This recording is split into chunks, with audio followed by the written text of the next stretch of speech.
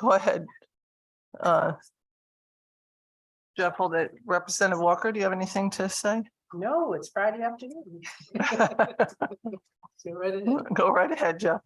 All right. Well, thank you, Madam Chairman. What's that? Crofton.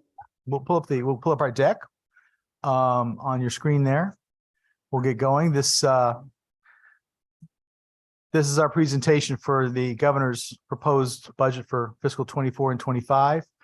I'm going to take a quick liberty here at the top, though, to thank the staff of the Office of Policy and Management, who are among the finest public servants I've ever worked with. And I'm so proud to work with them. And this is as much their work product as anyone else's. But the governor and I appreciate all the work they do. And I want to thank them publicly. I'm not going to mention all their names because I'll inevitably forget someone, and I don't want to do that. So, but they know who they are. So with that, the governor's budget for 24 and 25 is about inclusive opportunity and economic growth. The centerpiece of our proposal is broad-based middle-class tax relief. We had a long discussion with your colleagues in the Finance Committee this morning, as well historic investments in housing and continued investments in the governor's agenda around workforce, education, public safety, transportation, and our social services safety net. We'll give you an overview of our budget. The proposed Appropriations Act that you'll see online. It's been there, I think, 48 hours since the governor started speaking. These are the 11 or so funds that are on the Appropriations Act. There's a couple of new ones there. One is the Municipal Revenue Sharing Fund, as well as the cannabis funds at the bottom are new to the Appropriations Act. It's a $25 billion all funds budget, $25.5 billion in the second year. It's a 3.5% growth rate overall year over year in the first year, 1.8% growth in the second year. Close up on the general fund. As you can see, we have a surplus in the current fiscal year, as well as projected surpluses for the next 2 fiscal years. Applying the revenue cap, the old revenue cap, those were the numbers you would have gotten in terms of our balance in 24 and 25.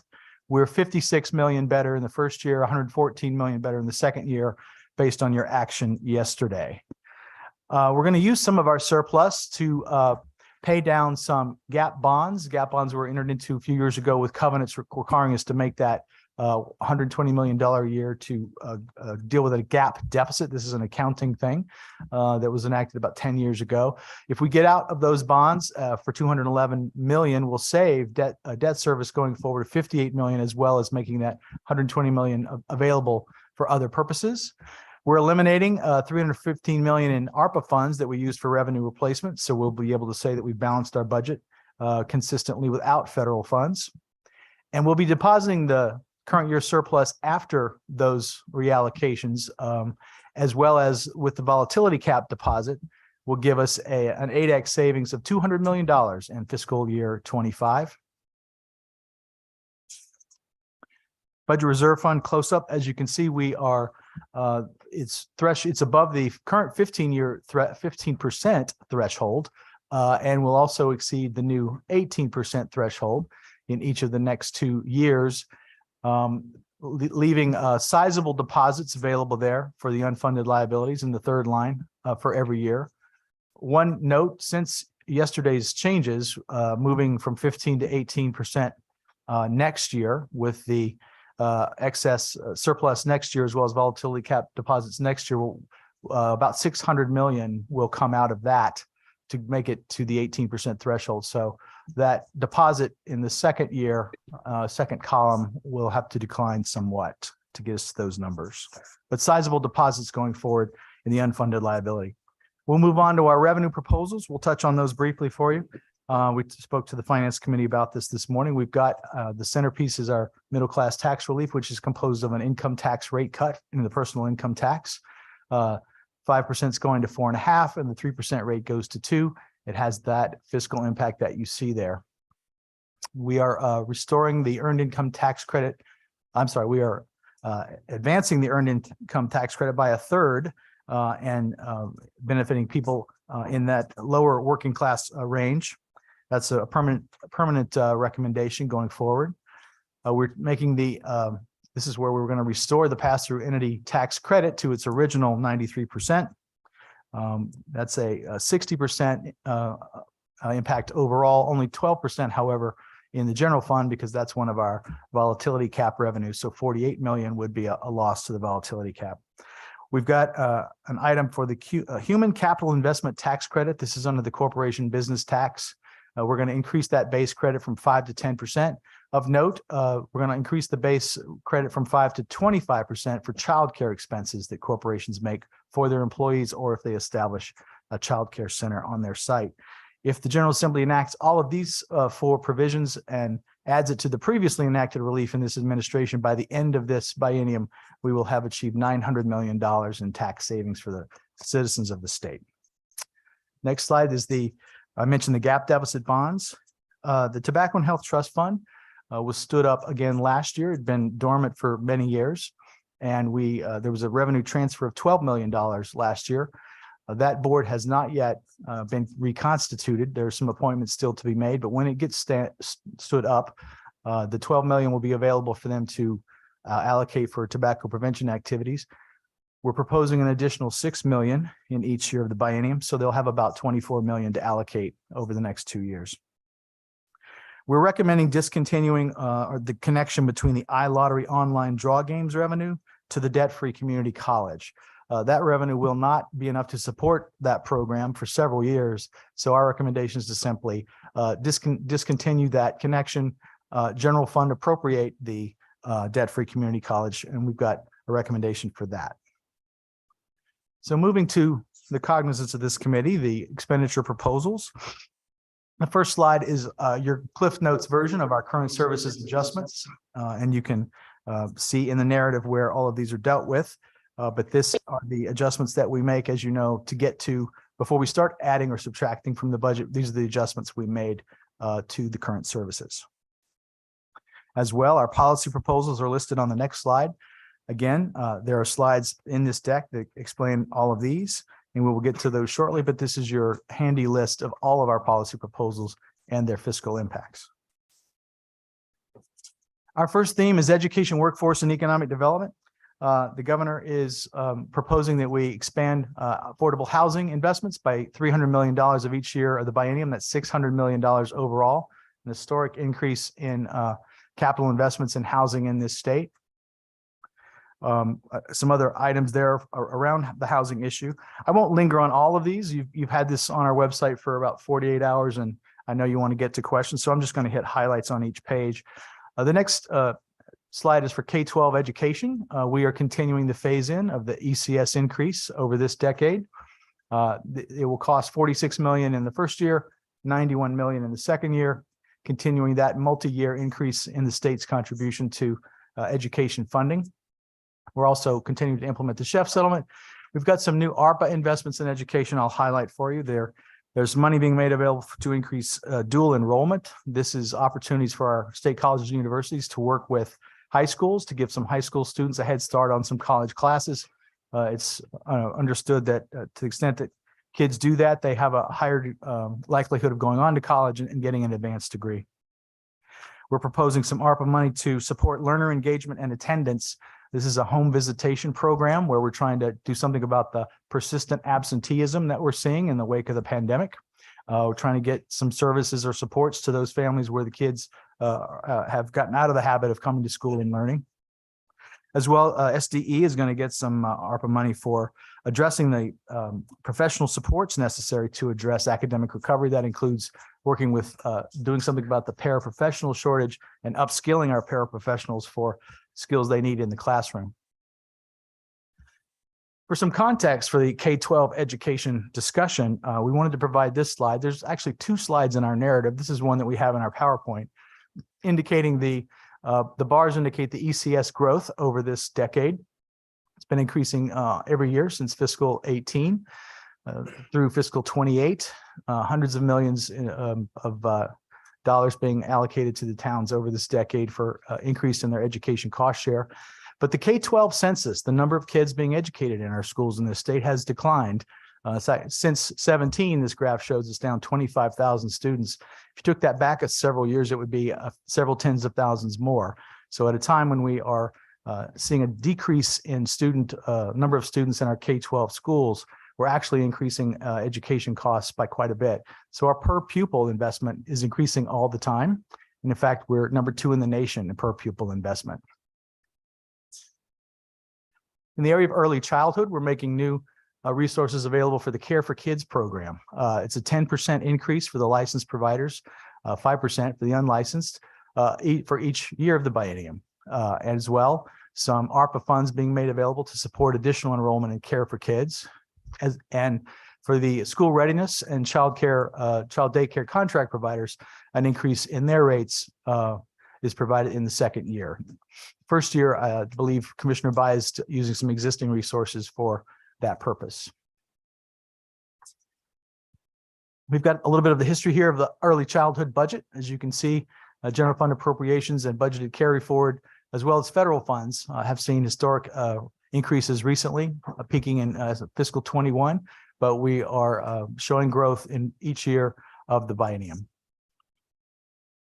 In terms of growing the workforce, we've got some slides coming up that detail some of these, but I'll draw your attention on this page to the $10 million in general fund support to the Department of Labor's Youth Employment Program. It provides job opportunities and work experiences for economically disadvantaged youth from ages 14 to 21. And you'll notice in your budget book that the Office of Workforce Strategy, one of the governor's initiatives in the first term, is now being funded as a separately budgeted agency and being given some new resources to help carry out their mission. In the area of tourism and economic development, there's some new funds for expanded statewide marketing support. The third and fourth bullet there detail some positions and resources that we're giving to the Department of Economic and Community Development to assist in grant writing and grant agreements that have to be concluded before projects can be moved under the Community Investment Fund as well as the Urban Act. They've experiencing some difficulties getting all of that out the door, so we think with some resources we can move those along much faster. The Municipal Regional Development Authority was enacted several years ago, but it was never activated. Not all of the appointments were made and no resources was provided to it. Governor's concept here is he'd like to use a statewide authority to do in other areas what the CRDA does in housing for the Hartford area. That is help broker deals to get more housing built. So we're adding some resources to that agency that we will stand up over the course of the first year. This is while we will be deploying the $600 million in bond funds over the biennium to build more housing through the Department of Housing, as well as CHFA and CERTA. In the area of higher education, you may have heard that we have a new plan to deal with the fringe benefits. For many years, our constituent units of higher education have come to the General Assembly discussing what they call the legacy costs. These are the costs of pensions and retiree health care for their employees, describing that as something that requires continued increases in operational supports from the state. We're proposing to take that onto the comptroller's accounts where we deal with state employees' retirement and pension and health care costs. That we're making that net neutral to both the general fund and the higher ed units.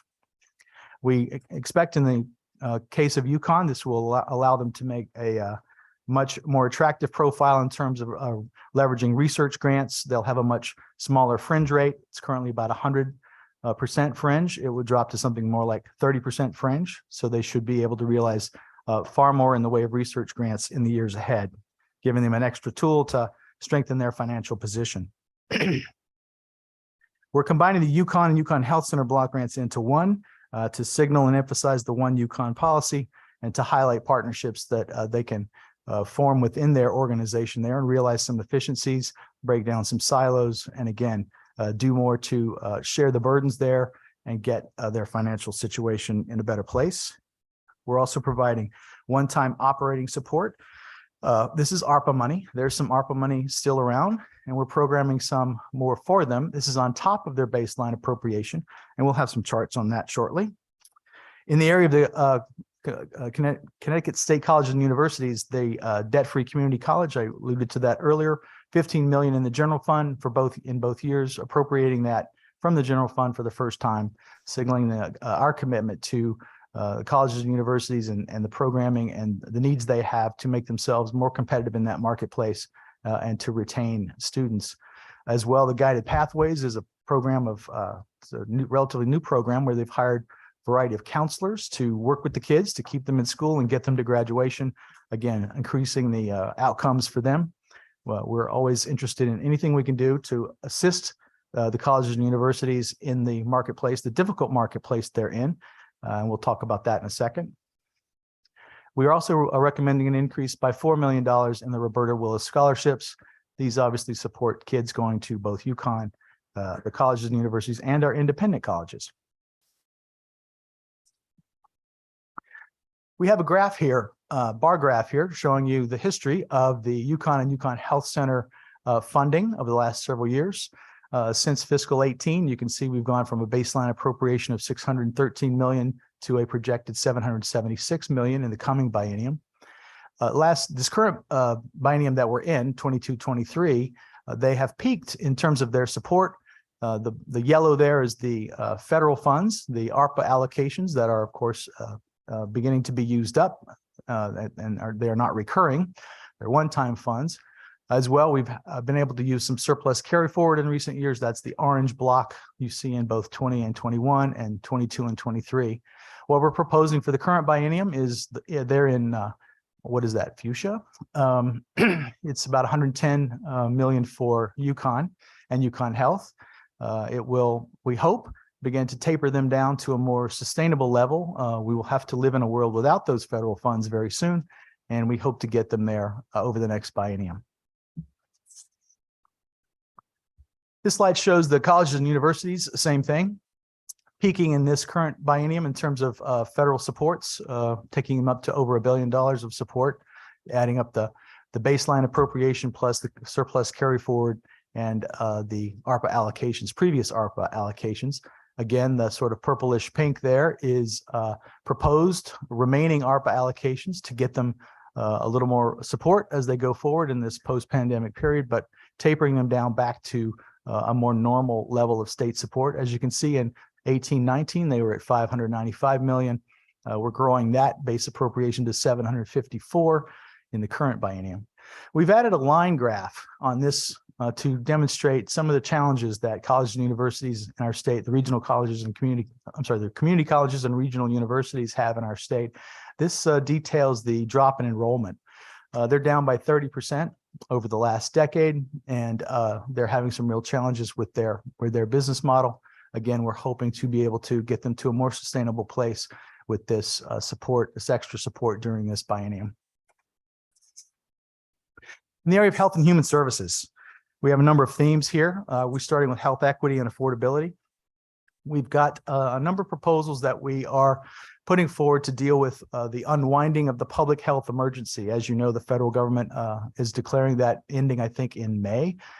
So there's going to be a period where individuals who are on Medicaid now may be redetermined to be ineligible. We were not allowed to do any of that while we were in the emergency, but as that emergency ends, we'll anticipating some redeterminations that will have folks coming off Medicaid, but who will still need health care. So we've got some ARPA money there for outreach to those people with serious chronic health conditions to counsel them and get them to coverage, continued coverage, despite losing Medicaid. We're adding some money for Covered Connecticut, which is our new program that you're aware of, for folks who have income limits, have income amounts just over the Medicaid limits, so we can get them some care that way.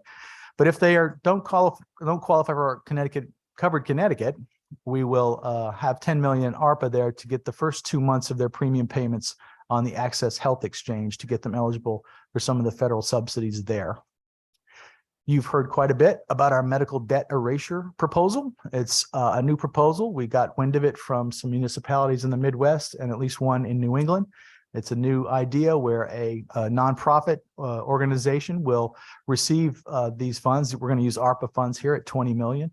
And the history of the program in the Midwest is they were able to leverage 100 to 1. They could get medical debt erased 100 times the amount that they put out for that purpose. So we're hoping we can erase up to $2 billion in medical debt. Disproportionately impacts communities of color.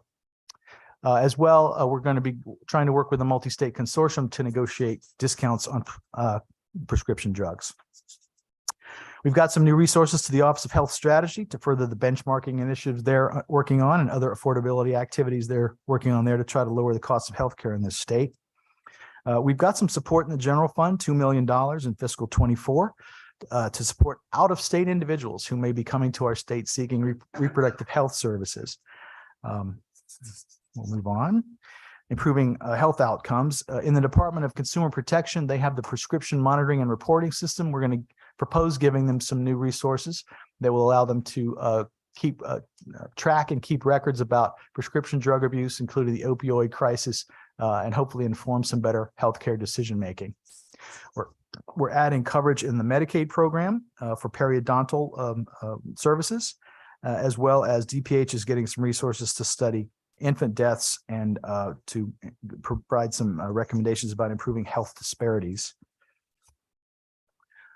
With regard to the temporary family assistance program, we are recommending an increase in the earned income disregard. This will allow folks to keep more of their employment earnings without impacting their eligibility while they undertake activities to get their lives in a better place.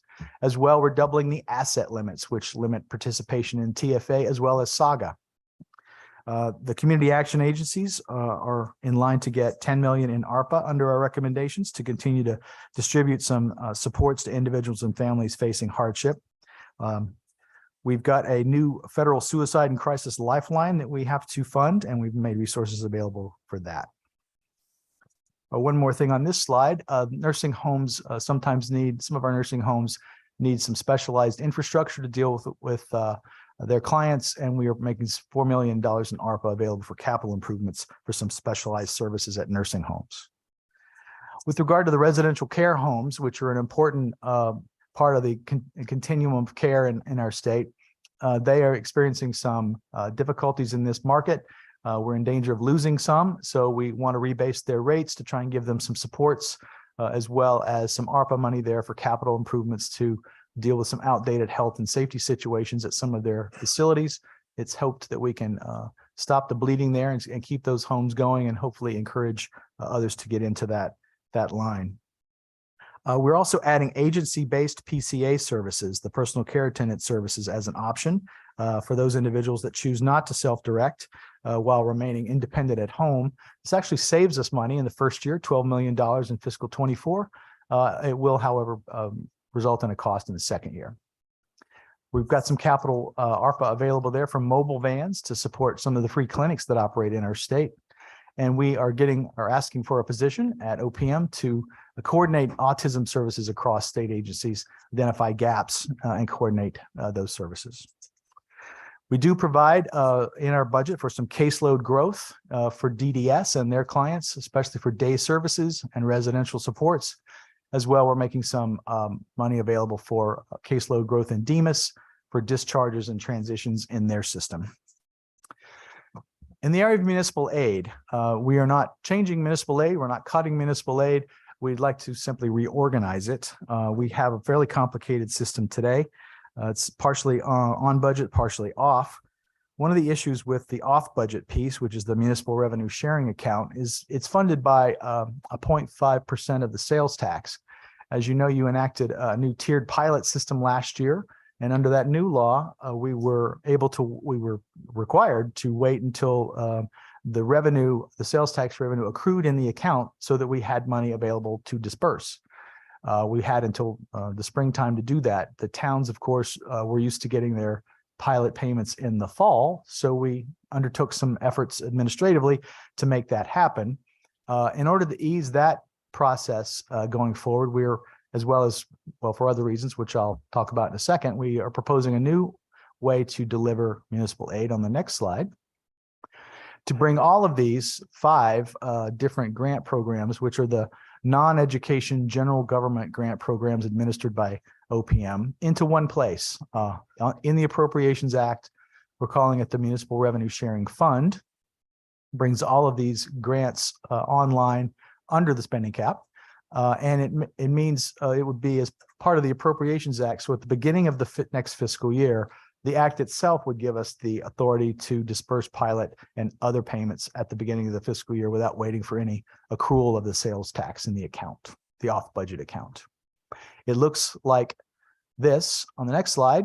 Those are the revenues going into the fund, and those are the appropriation line items that will be in the fund. You'll see the tiered pilot, the motor vehicle tax reimbursement to the town, sometimes called the transition grant account. This is where we reimburse them for that mill rate cap that we put in for motor vehicles last year. The supplemental revenue sharing grants, line 8 there is paired with line 2. Those are transfers we're taking from the back of the act. These are some historic payment lists that are not tied anymore to any policy or statute. They're simply payment lists that were added to keep towns whole in years when there were other changes going on with municipal aid. As well, since the 0.5% of the sales tax doesn't cover all of this, we have to make an additional revenue, at least not today. It will grow in the future and it might pay for all of this, but the general fund transfer will have to keep that fund solvent. As well, we're transferring the Mashantucket, Pequot, and Mohegan fund into this new fund. They'll all be in one place with those line items in the Appropriations Act. In the area of criminal justice and public safety, judicial branch identified for us some expiring federal funding around victim services. We're proposing to use some ARPA to take care of that, at least in 24. DPH is getting new resources to deal with gun violence, community violence prevention programs that Department of Public Health will be administering. Our state troopers, we are proposing to fund 3 trooper training classes over the biennium that we hope will deploy 255 new troopers. As well, the budget takes care of the recently agreed to collective bargaining agreement that you ratified a couple of weeks back. And we have some new resources to the Post Academy there for training and police officer certification, police department accreditation, as well as some data gathering and analysis around crime statistics. Judicial branch requested an adjustment for judges, a compensation change for judges. It's been a couple of years since they had one. Obviously, we have a CBAC agreement, which is funded increases for state employees generally. So we're proposing an increase in the judges' compensation as well. In the area of the Division of Criminal Justice, they'll be getting their investigators who act like law enforcement officers that interact with the public will be getting body cameras for the first time. And the early screening and intervention program is a program where prosecutors work with contract social workers to identify people with low-level charges who are appropriate for diversion into other services. It's in 6 judicial districts today. We hope to add some resources there to extend it throughout the state to all the judicial districts. In the area of corrections, we're closing the Willard Correctional Facility in Enfield. It's going to save us $6.5 million. We are continuing to implement the clean slate laws, and we're making some resources and personnel available to assure that we continue to do that. With regard to the phone calls and the electronic messaging from prisoners, those have the communications since it was made without charge have tripled, and those communications have to be monitored for safety and security. So we are adding some officers and resources for that purpose. In the area of the environment, Department of Energy and Environmental Protection is getting some new resources. On this page, I'm going to highlight the environmental justice expansion, staffing specifically for that program to facilitate development of inclusive, fair, and equitable policies, as well as a climate equity urban forestry initiative using $500,000 in ARPA funding, planting more trees in the urban areas to deal with the heat island effect and other climate issues in our urban areas.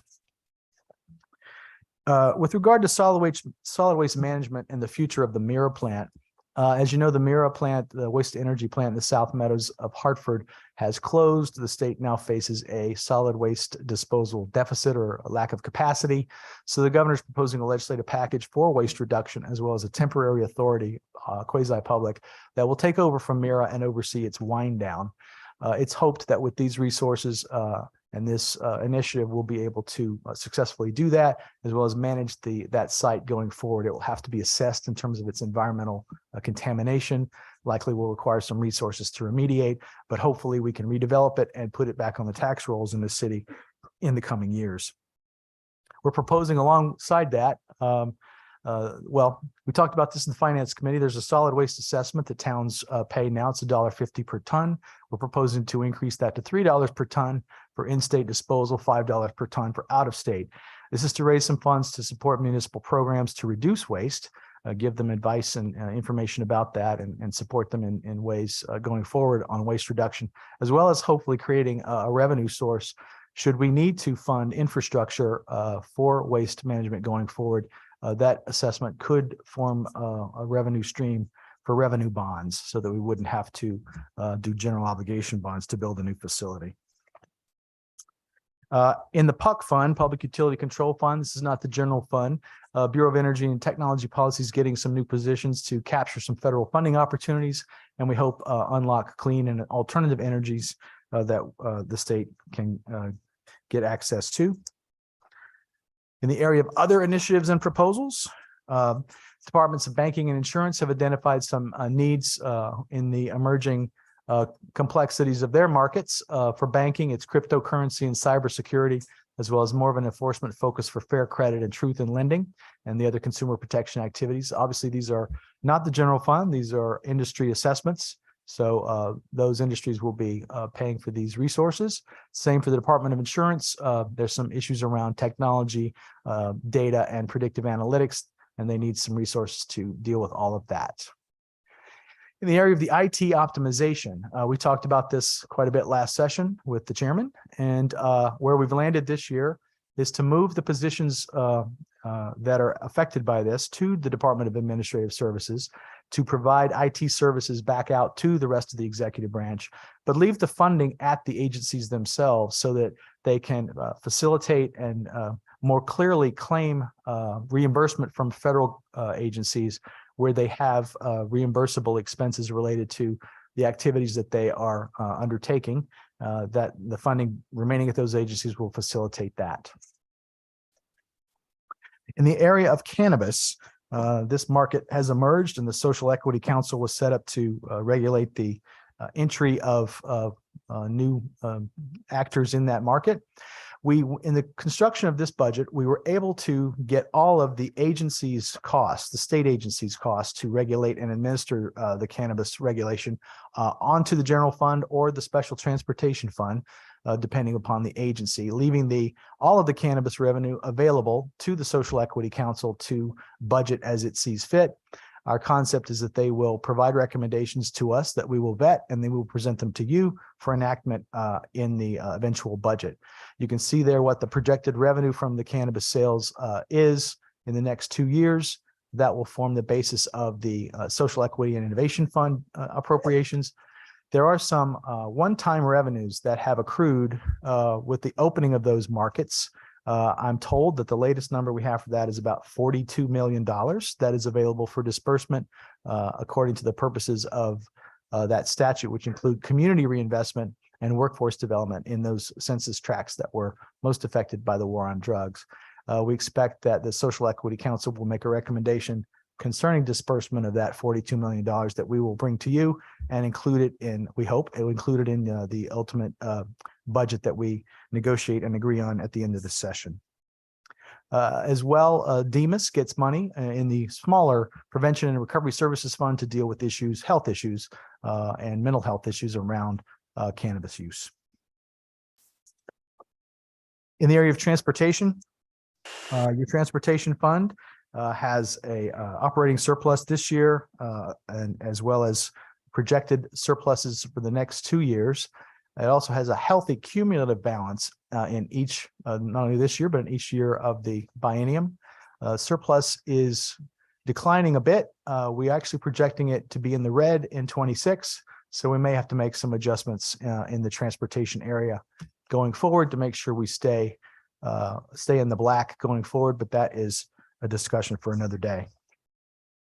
DOT is getting some resources to support their efforts to leverage the federal infrastructure money that's coming our way over the next several years, as well as one of the moves we're making on municipal aid as well, not changing who's getting what, we're just changing how we pay for it. The town aid road grants have been in the capital budget, bond funds, $60 million a year. We're proposing for at least for this biennium to make those payments out of the STF, freeing up some debt service for projects and other capital needs and to reduce our borrowing costs. In the area of transportation, our bus service is back to pre-pandemic levels. The governor's proposing an expansion of bus service to, this is part of his workforce initiative generally. It's to allow for more service 7 days a week, for greater access for second and third shift jobs and larger networks for the buses, hopefully expanding them to be near large businesses and employment hubs. In the area of rail service, the governor's budget is providing additional resources for rail service. Those ridership levels are not back to pre-pandemic levels, but we are attempting to match the funding and the routes to the demand that's out there, as well as the evolving patterns of use. In the current era, Mondays and Fridays tend to be a bit less. People tend to be teleworking a bit more, the sort of thing you'd expect where we are. So for the New Haven line, the ridership's at 68% pre-pandemic use. We're proposing funding, however, to support 86% service levels should they show up. At the Hartford line, ridership is at 81% pre-pandemic use, but due to some federal rules, we can't cut that at all. We've recently used some federal money to improve some facilities along that line, so they require that we keep that service at 100%. Shoreline East is our least used spur in the rail system. Ridership is down at 30% of pre-pandemic use, but we are proposing funding at 44% service levels.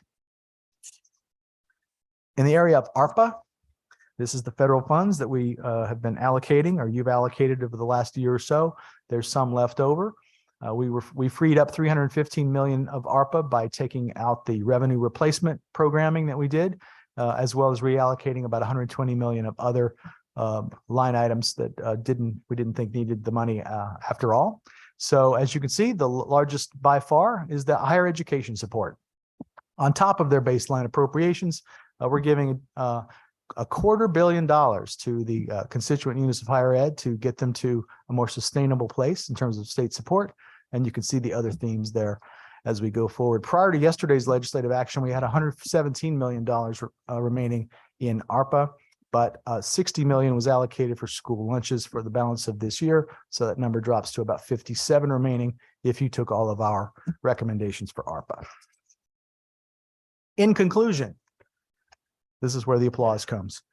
The governor's budget focuses on broad-based middle-class tax relief, an historic commitment of housing dollars on the bond in the capital budget, as well as training the workforce along the governor's agenda for the last 4 or 5 years. We'll continue to invest in education, sustainable support for higher education, and strengthening our social safety net and ensuring equity for all of our state residents. We've balanced the budget without gimmicks, complying with all statutory caps. We'll be happy to try to respond to your questions. Thank you very much, Mr. Secretary. Appreciate it. And are you sending this slide deck over to us? Because I don't think We we've could. gotten It's on it. our website. Is that, but if you We'll send it over. We'll send this and more, I promise. over to Sue? yes, please. That would be, so I have a couple questions, and then if all of you can start putting your hands up for questions, because I know you're all going to have questions. But first, and there'll be 2 questions for each person, and I'll stick to that 2-question mantra myself. The back a couple of years ago, before you were in the position that you're in now, there was an agreement between 1199 and the governor's office concerning ICFs and, well, concerning DDS workers, of which ICFs are a small component of them. And they were workers. The agreement states that to support direct wages and benefits and enhancements for SEIU members and all employees caring for individuals with intellectual disabilities. ICFs have not received the funding everybody else in DDS has, and ICFs have not. ICFs handle the most fragile people in the DDS system and in other systems. They're now making less than a normal worker in DDS. We've gone back and forth. The money is there. We need to get the money out. And so just putting that on the line. And last year we did put some additional dollars into ICFs that made it out there, but not what was guaranteed to them in the union contract that they have. So I just want to make sure that we can get the money to them so that these workers are not making less, doing harder work. And, so, you know, I know that you're discussing it right now, but that it is really unfortunate that those that work the hardest with the hardest clients are making less than everybody else. And my second question, and so what I'm asking for is you to get back to me. My question is, Okay. can you get back to me on that? Because I Sure. don't think that that's right. And I think we need to have something that gets these workers what they should be getting, because they are making less than workers who do less work than them. And they take care of the clients that are the most difficult. And we have put significant pressure on a couple of our larger employers of DDS clients, or those with intellectual and developmental disabilities. My second question is relative to nonprofits. This does not really include anything new for nonprofits. And for probably a decade or two, since we started putting moving state services into the nonprofit arena.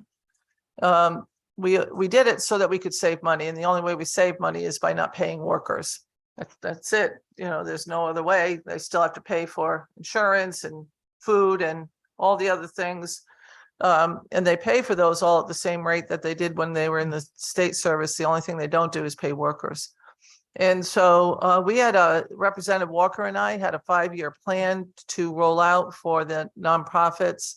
And we're disappointed that this doesn't show an increase for the nonprofits. So I'm wondering, what is the administration's stance on the nonprofits? Well, with regard to the nonprofits, in the capital budget, which we discussed with your colleagues this morning, there is 25 million per year in capital grants for nonprofit facilities. And I'm hopeful we can move some existing money. I think it's about 40 million that's out there authorized already for capital improvements for their facilities. I'm hoping we can move some of that on a bond commission in the not too distant future. But we're providing for 25 million in each of the next 2 years. There was a COLA last year, I think, for nonprofits. I think it was for 4%, and 5% for the current fiscal year. So about 9% over this biennium. So that's where we are with that issue. We have to come up with a budget as you do that fits everything in and balances. And Right. So that's where we landed with nonprofits. Well, we also gave judges a very large raise last year.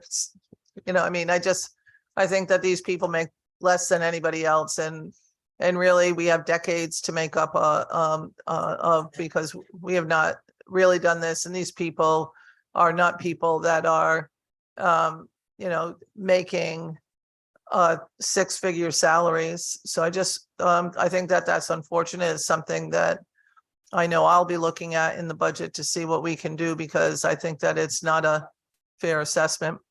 And before I turn it over to my colleague, Representative Walker, I just wanted to say, when you said that when we did the tiered pilot, that we said that the money had to be held out until you got the sales tax in, that's not how that happened. The tiered pilot we did first. And then there was a one-liner that happened in a governor's P&D bill, not in ours. And it went through, and yes, it did pass all the way through the General Assembly. But that was a governor's recommendation to put that payment off of pilot payments. And we all got together when we realized the mistake that had been made, because I'm certain that you didn't want to not pay municipalities pilot payments. And I know we did not want to not pay pilots. So I just wanted to at least correct the record that that was not something that the legislature did of its own accord. The tiered pilot was completely separate from that one-liner that changed when they would be paid.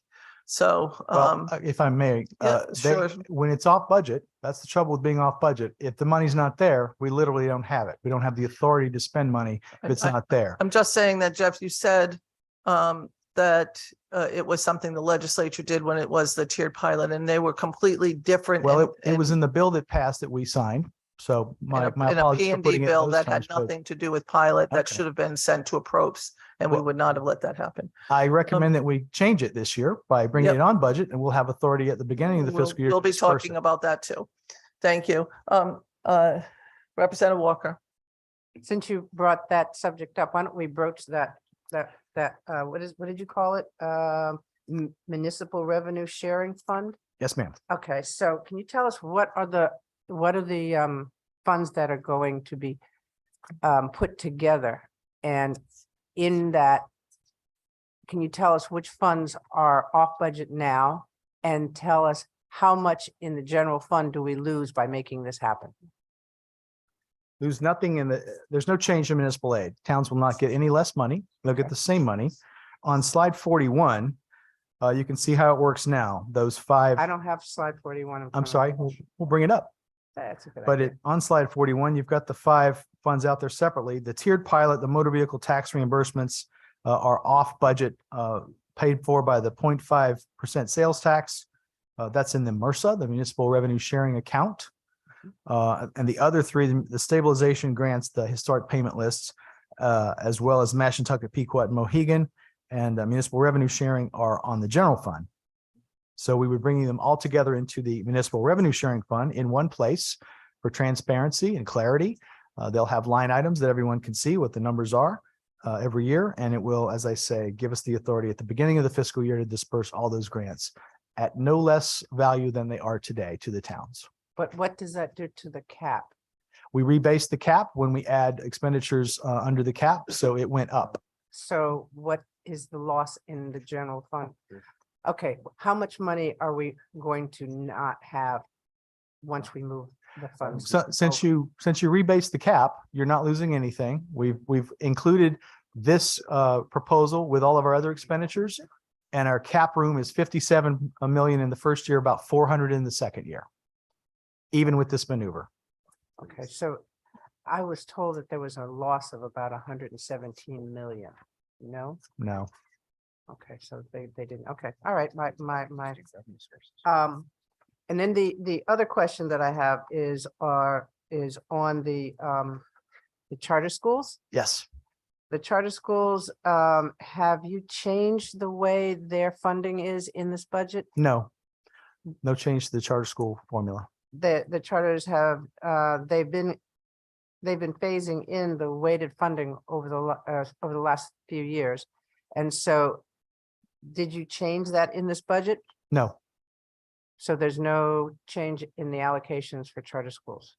There is money available should a decision be made by the General Assembly to fund a couple of charter schools, but we are leaving that decision to the General Assembly. But monies are embedded in some of the choice lines. We can make that. We can make that disbursement. In the extended caps for formula grants, you have a reduction of 27 million, 29 million. Which line? The extended caps on formula grants. You have a reduction. Do you know what that is? Oh, it's under the Department of Education, sorry, page B68. Can you just explain that to me then? Yes, that's one of the statutory requirements to add money. We routinely, notwithstand that, we're capping that so that we can fund it at the current year. It's flat funded. So you're reducing that line by 27, you're flat funding it, but it's a reduction of. We 27 add the million. money because it's current services, because we have to follow what the law is. But then we say notwithstanding that, we're going to flat fund it at the current year. There are a variety of line items where we do that. Okay, so there are a variety of items in the education budget that are reduced. They're not reduced from the current year. No, they're. There's flat funded. there's a requirement somewhere that we add money Yeah, regardless of the need. We routinely say notwithstanding that, we're going to flat fund it and keep it where it is today. I look forward to that discussion. Thank you, ma'am. Representative Nuccio. Thank you, Two Madam. questions, ma'am. I know you don't like that, but two questions. No, and I actually, I'm glad you brought that up because I would just like clarification. With the forum being as it is, and everybody's going to ask questions. I have a list of questions. I'm sure people are probably going to ask those. So in the future, or how do we handle asking our questions in a public forum So it's transparent to the public if we have more questions past the time that we have. After, if we get through this and we still have time left and the secretary is giving us a little bit of extra time, and we ask the questions until we don't have any time left, and then any other questions that we have not gotten go to our Madam Administrator and she sends them over. Okay, and then would she then share the responses back with everybody on the committee? So, Yep. okay, all right, thank you for clarifying that, because I tend to have a lot of questions when I build a budget. So I'm gonna keep it to the 2 though, for now. And let's see, my questions are, first of all, in DOC, you have some savings that you have achieved here. It looks like we're allotting more money up front to stave off a future deficit. But I was wondering why is that deficit occurring? Is it because I know we're closing a facility and we have record low number of inmates. So what are we trying to stave off? Is there any kind of union contracting that mandates we keep staffing levels at a certain amount that does not necessarily correspond with inmates that are in the facility at the time? What are you referring to in the budget, in the book? I don't have the book in front of me. It's in the Department of Corrections. Yep. I believe it said we're allocating money up front. That there was a possibility of a future deficit. I may have just written that down from something else.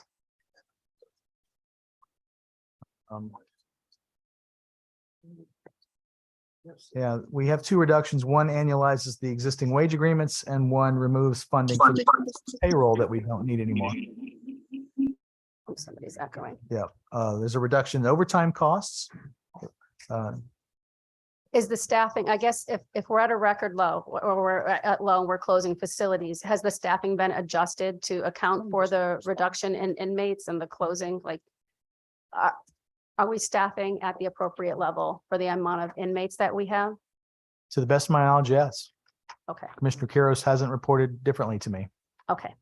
Thank you. And then the second question is probably easier. Can you just share the total savings in the ADAC over the next few years because due to the $6 billion that we're paying off in pension debt and what that means from a budgeting perspective going forward, please? Yes, I can tell you that we've done about 500 million in savings to date with the deposits we've made through this year. One of our slides indicated that we're making an additional deposit next year, or I'm sorry, at the end of this fiscal year, so this fall, which will result in another $200 million in ADEC savings. I'm not able to tell you what the next ADEC savings will be because yesterday we changed the budget reserve fund threshold, and to get from 15 to 18 is going to require use of some surplus at the end of 24. So that's going to change what the waterfall is next year. So I don't know what that number is at the moment, but it will be a lower ADEC savings in fiscal 26 because of that. Okay, so can I just clarify that then? So currently we've got about 500 million, $500 million in savings from paying down the pension debt. Yes. And you're saying with what we're anticipating putting in this year, we will have another 200 million. Yes, ma'am. Is that 200 million accounted for in this Yes, ma'am. budget? It is. Okay, Yes. so it does become part of what we see here through the whole Yes. thing. Okay, all right. Thank you very much. Thank you, Madam Chair. Thank you. Is Senator Berthol on? I know that many people have, just so the public knows, that many of us are in several meetings at a time, even though it is a Friday. And he saw me earlier and said he would be over here as soon as he finished the bankings meeting. Representative Zawistowski. Thank you, Madam Chair. Good afternoon, Mr. Secretary.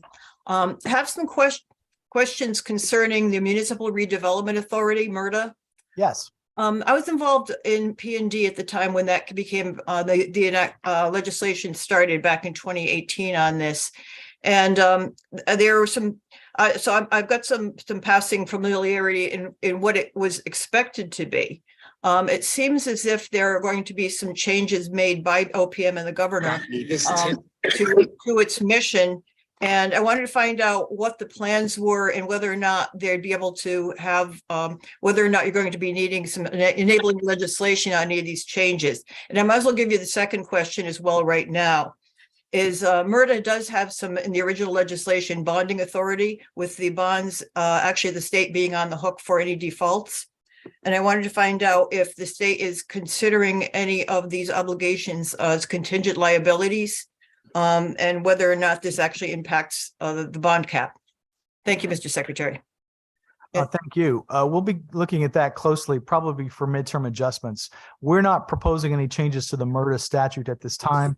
We need to stand the authority up, get them some resources, and begin to plan what they're going to be doing. I know that it's the governor's concept that they focus on housing, not necessarily the broader economic development mission that statute has. And as in connection with that, whatever bonding authority they've got, we will need to take a look at that before they are actually up and running, probably in the second year of the biennium.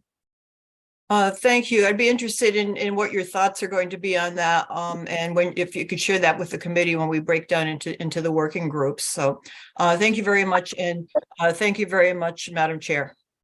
Thank you, Representative Dathan. 2 questions. Thank you, Madam Chair, and thank you, Secretary, for your presentation.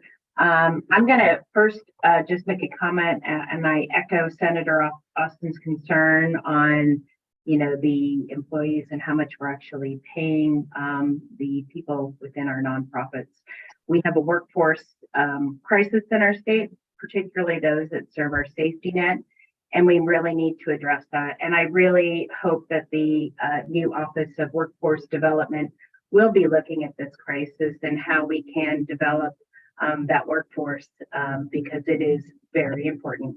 My first question is regarding the residential care homes under DFS.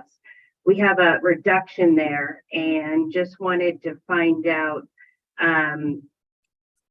a lot of these places are struggling financially, and I'm concerned that we're making reductions to them. Are they getting Medicaid reimbursements that are outbalancing this, or what's the situation there? They are not. There was a plan to get them Medicaid reimbursement, but that did not work out. So we are, instead of doing that, we're going to be rebasing their rates, trying to shore them up. We agree that that's a niche part of the continuum of care that we need to support. We are losing a few, I think, this year based on some economic pressures. So we're not only providing $5.2 million to rebase their rates, but we're providing them some ARPA funds to make some capital improvements to their facilities, so that either they can stay in business, or if they have to sell, the next buyer can run that facility as it was intended. Okay, that's helpful.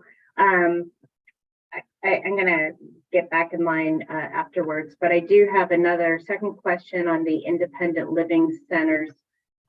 Just wanted to get a little bit better idea of what we're doing there, because these have been super helpful in terms of our, our community, and it's really money well spent. So within aging and disability, it seems like there is some reductions that are happening there. Could you please explain that? The budget makes no new proposals for those. I know they're administered through Aging and Disability Services. Okay, so we're not adding additional investment to those that are. No, there's no new proposal there in the budget for those facilities. Okay, that would be my 2 questions for now. Thank you. Thank you. And I think in order to be fair to the secretary, we, if you would all, when you're asking a question, say what agency you're asking the question about, and whether it's off the presentation they gave us or the budget book, because everybody's going through all of their documents, trying to figure it out. We'll cope. And well, all of us want to follow along with it too. So we want to know where they're asking the questions from. So up next is Representative Dillon. You have 2 questions, ma'am.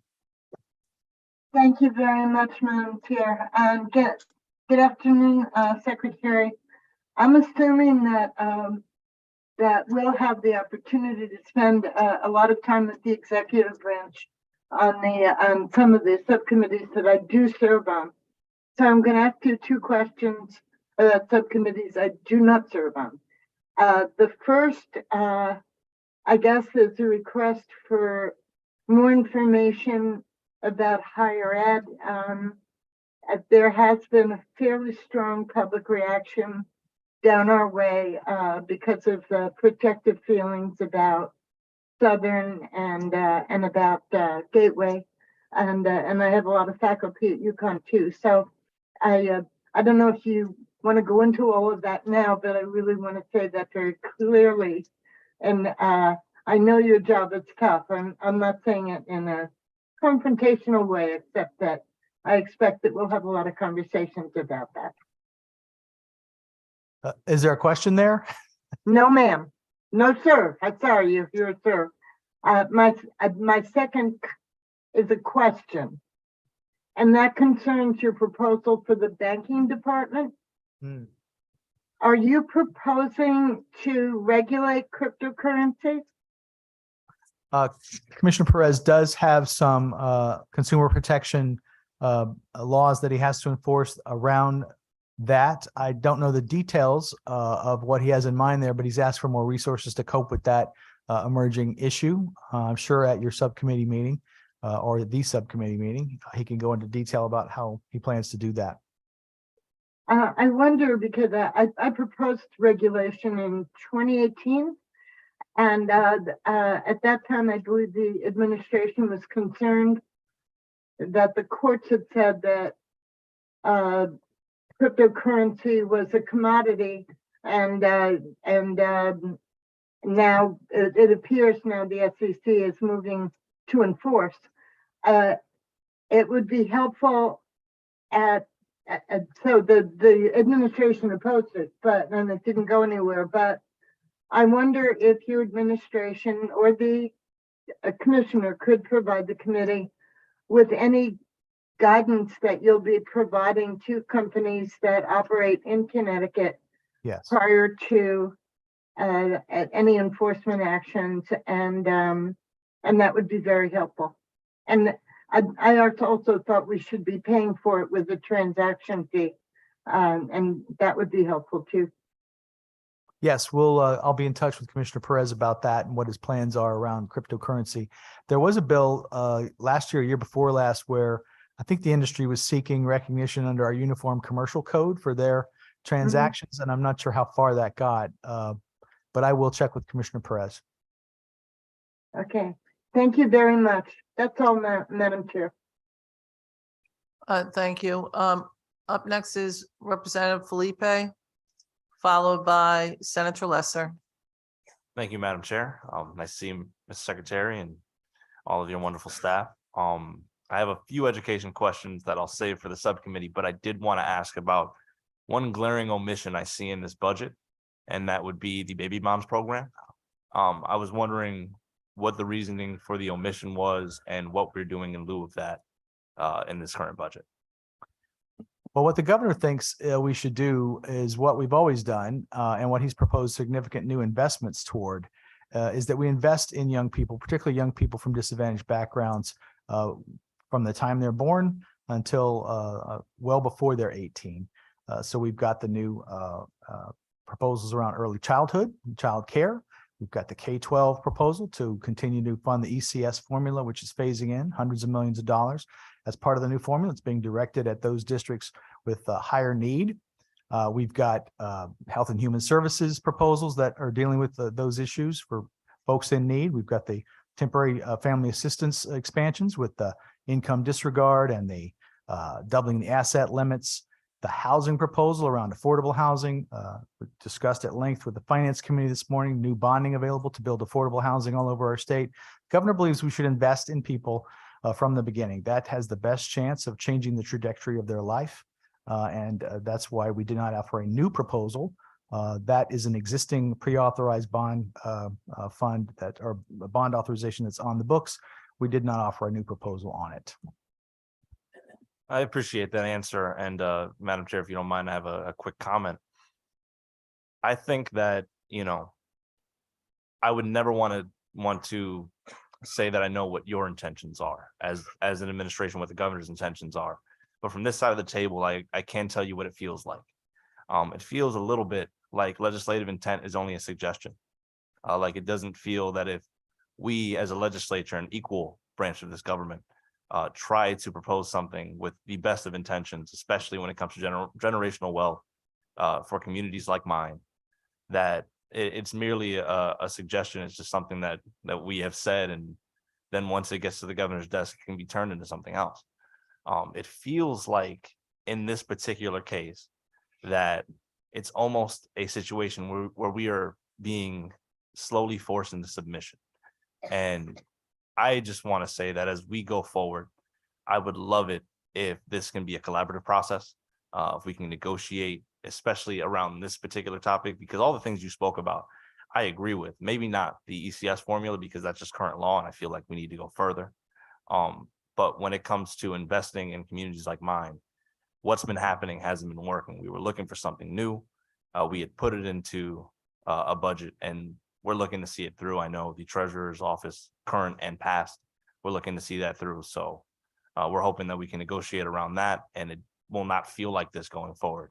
As I said, it's just a feeling. I'm not saying that that's the way that you are operating, but hopefully that feeling is not confirmed this session. Thank you, Madam Chair. Thank you. Senator Lesser. Followed by Representative McCarty. Thank you, Madam Chair, and thank you, Mr. Secretary. Just a couple of questions about provisions. I do see $1 million in the budget for the in DAS, Madam Chair, for a Medicaid rate study. I don't see any corresponding funding to actually make adjustments to Medicaid rates, except for the specific areas that you discussed, the residential care homes, for example.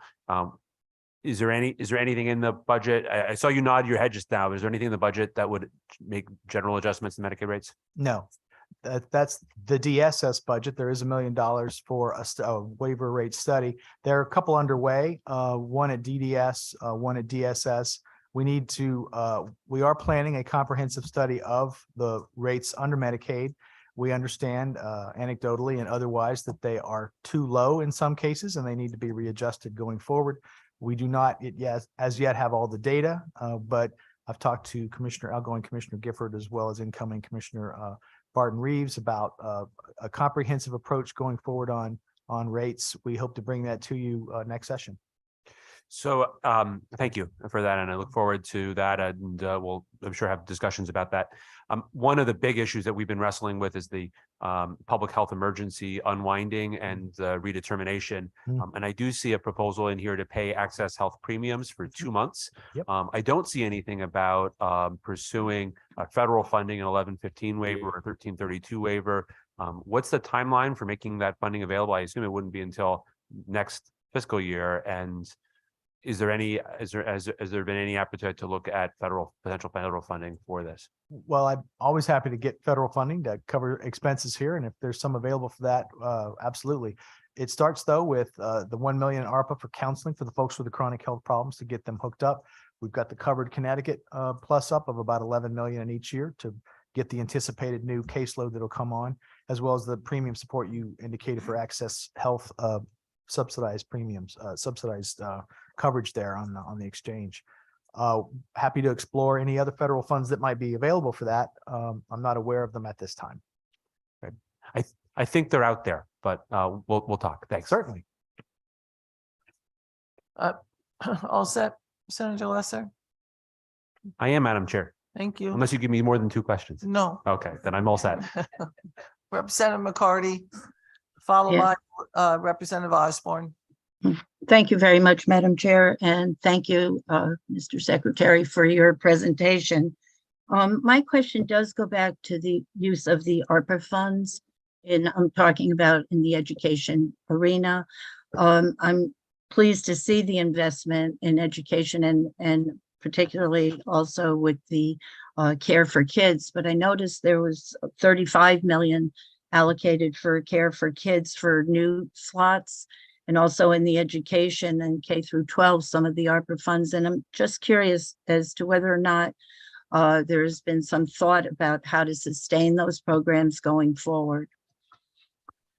Well, there will have to be, won't there, in the next biennium if we're going to pick them up. That's what we're using this year is ARPA for those purposes, but some of them are quite meritorious. I'm thinking of the LEAP program in particular and some others out there. yes, it will be our task to figure out what is working and what we want to keep working. If we can get that into the general fund going forward as these federal funds go away, that will be our challenge in the next biennium for sure. And I thank you for that response, and it's the one I was hoping to hear.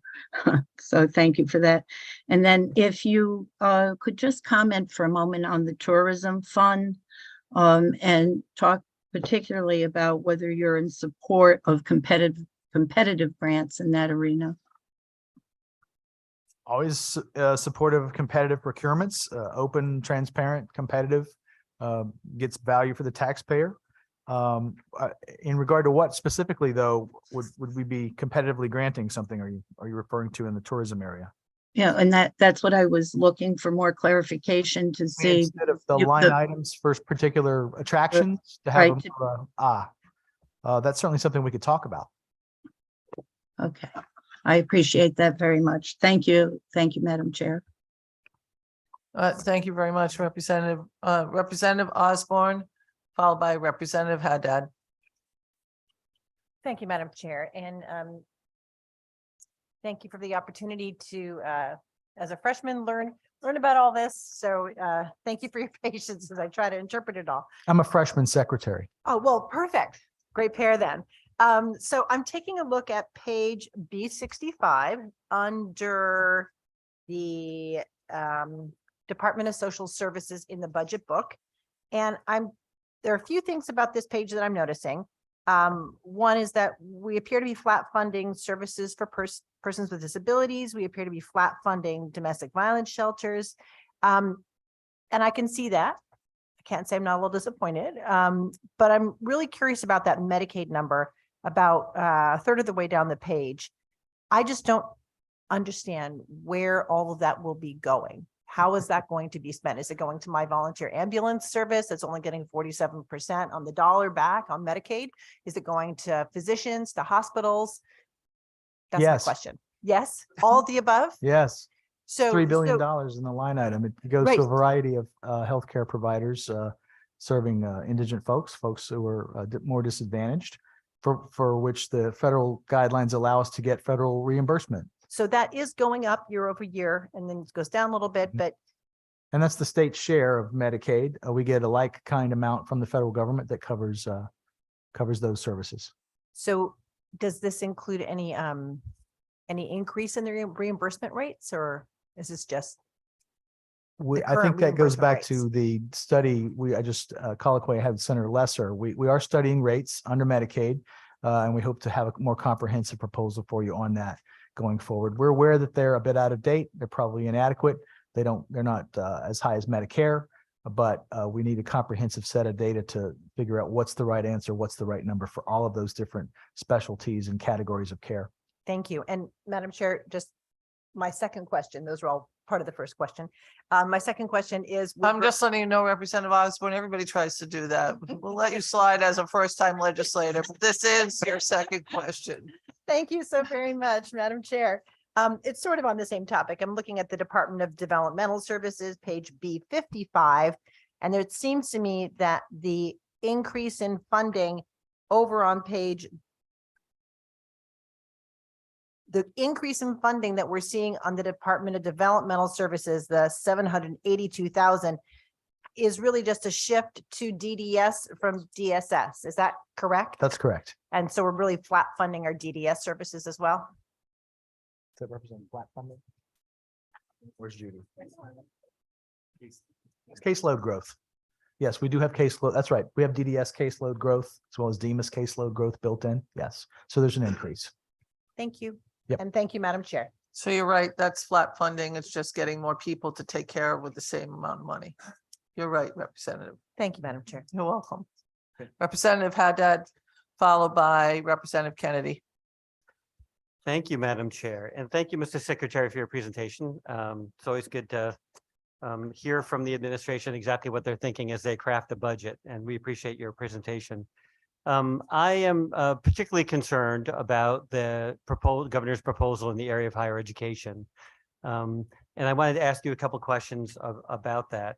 Sure. My baseline understanding about this, though, is that the constituent units have asked for as much as $300 million more than the governor's provided in this budget. And we've already begun to hear from the constituent units how that will possibly impact tuition rates. UConn's suggesting that it could increase tuition rates by as much as $3,000. You seem to acknowledge that's the result. When I look at page, Actually, I don't. well, when I look at page 29 of the budget narrative, maybe you could clarify then. There's a budget point here that says that UConn in particular could consider a different in-state, out-of-state mix of students, which implies to me accepting fewer in-state students at the flagship university in favor of students from New Jersey or California or the like. Or, as you say in the next sentence, UConn relies somewhat less than others on tuition, which implies that maybe they should rely more on tuition. So maybe you could clarify that statement, because Sure. it seems pretty clear to me what the results will be. That's one of 5 bullet points that make suggestions about how the university could get their financial position to a stronger place. Something like 80% of their peers around the country, research institutions or public universities, rely to a much less degree on state support and to a much higher degree on tuition. That's just a fact. And they could toggle that particular lever to get more revenue if they chose. This budget doesn't dictate that outcome, but it is a suggestion that President Merrick and I have discussed over the last several months. They have back to your point about how much they've asked for essentially for us to pick up the federal funds that are going away. That's not state funding that's being removed. That's federal funds that are going away. We have some left. We're giving them some more to help step them down. But to the extent that they've spent those one-time emergency funds as part of their base, as part of their ongoing expenses, is not a best practice in terms of fiscal controls. They should not have done that. They should have spent it on one-time expenses related to the emergency that has now passed. Thank you for your response. Additionally, I want to say that I'm really pleased that the governor acknowledged the problem of requiring students to pay for unfunded pension liability, the legacy costs. I think it is a problem that's consistently been raised here at the legislature.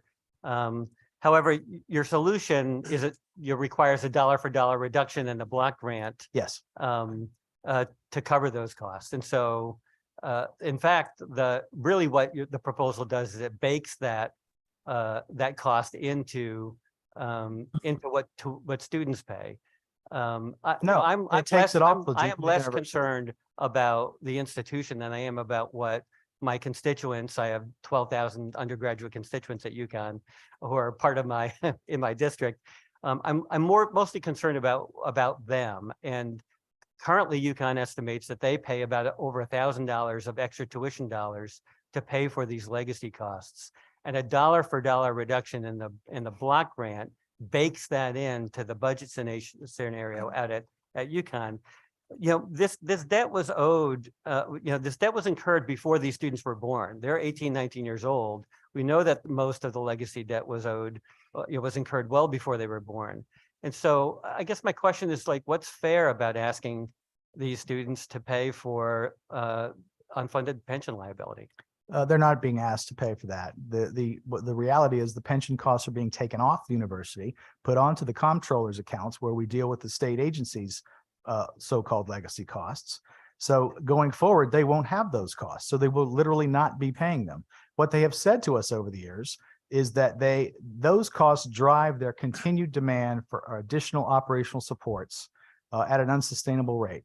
That won't be true in the future. That won't be something that they'll be coming to you or me asking to be covered, because we're covering it elsewhere. And it will allow them, as I pointed out in my opening remarks, to be much more attractive in terms of capturing research grants. They'll have a fringe rate at about 30% instead of 100%, and they'll be able to attract, and we hope and assume in the years to come, far more revenue from research grants. I appreciate that there's a lot to unpack here, and those are my 2 questions, but I suspect that our subcommittee will dig deeper and get better answers about what the long-term impacts will be of these changes. But I appreciate your willingness to answer my questions today. Thank you, Representative Haddad. Representative Kennedy, followed by Senator Flexer. Thank you, Madam Chair, and good afternoon, Secretary Beckham. It's good to see you. I'm sorry I could not be there in person. Just a quick point of information, following up to Representative Municipal's comments earlier. That was on page 40 of the budget book. No, I'm not asking a question on it, but I just wanted to point it out to you because it does have some information on there that we need some answers to. My question is regarding the car tax calculations and the changes and the negative consequences for those with older vehicles. Are you aware of this potential? I've been brought to my attention. I know that we made an adjustment to the motor vehicle transition account to account for a greater cost to reimburse the towns based on the changes we made last year. I'm not particularly familiar with the older car issue. Okay, just something that was brought to my attention by one of my towns that I represent. So I'll look into that. Okay, thank you, sir. I appreciate it. And just last, with regard to transportation also, the capital budget increases spending for the electric vehicles to align with the goal of the 50% zero emission fleet. Yes. How does the 17 million affect this goal? And are the 75% and 100% goals achievable? I think I may leave most of that to Commissioner Dykes to answer in terms of environmental protection policy, but of course, anything we can. Yes, ma'am. Yeah, that's fair answer. I will save that question for down the road. Okay. And those were my two questions. Thank you, Madam Chair.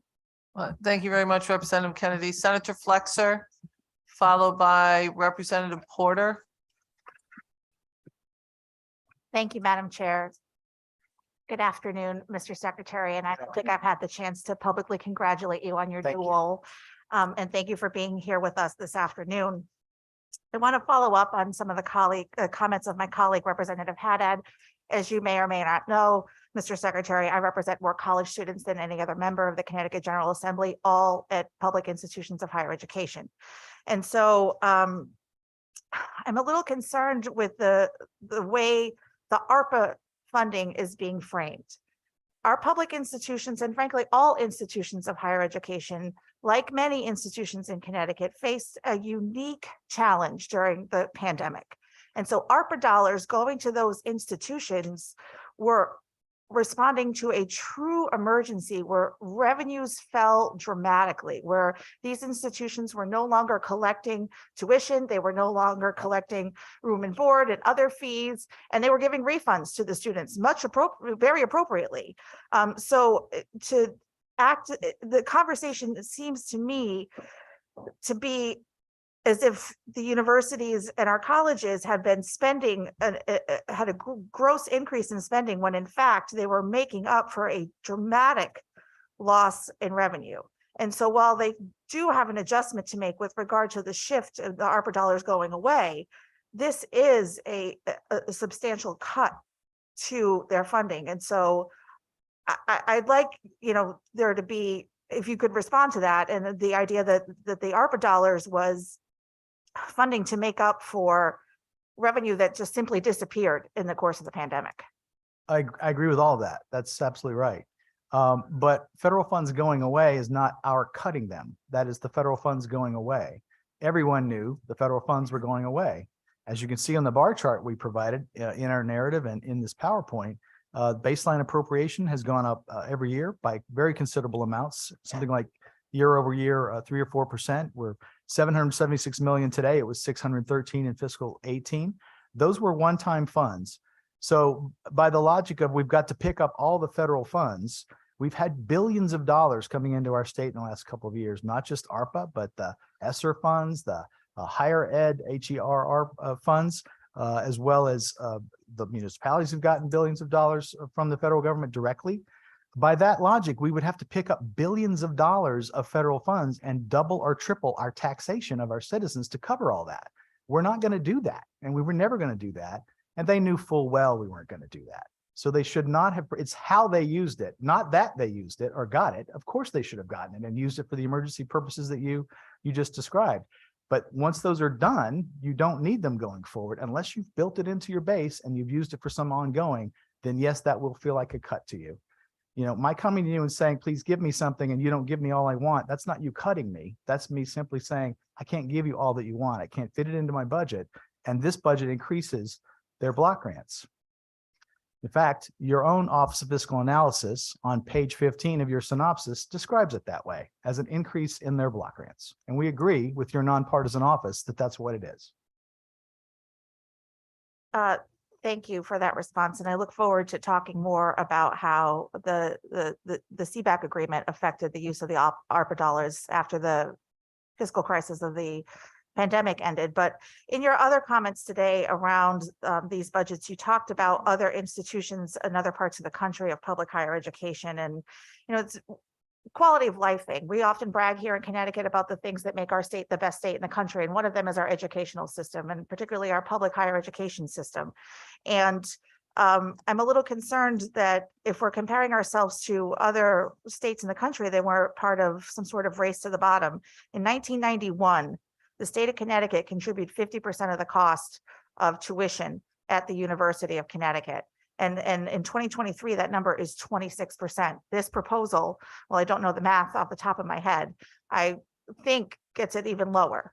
I know it gets it even lower. And so this is a moment for us to reinvest in the things that make the state of Connecticut great, and why we would be doing something that is, instead of moving back up towards that 50% match to the families and the students here in Connecticut, why we would be moving away from that. I don't understand. Why not reinvest in public higher education? Well, with regard to the amount of their budget that is state supported, that too is high compared to all of their peers around the nation. About 80% of their peers rely to a lower percentage on state support than they do. But it's not high compared to students from this state at these institutions 30 years ago. I agree. It's moving in the right direction. No, it's moving in the wrong direction.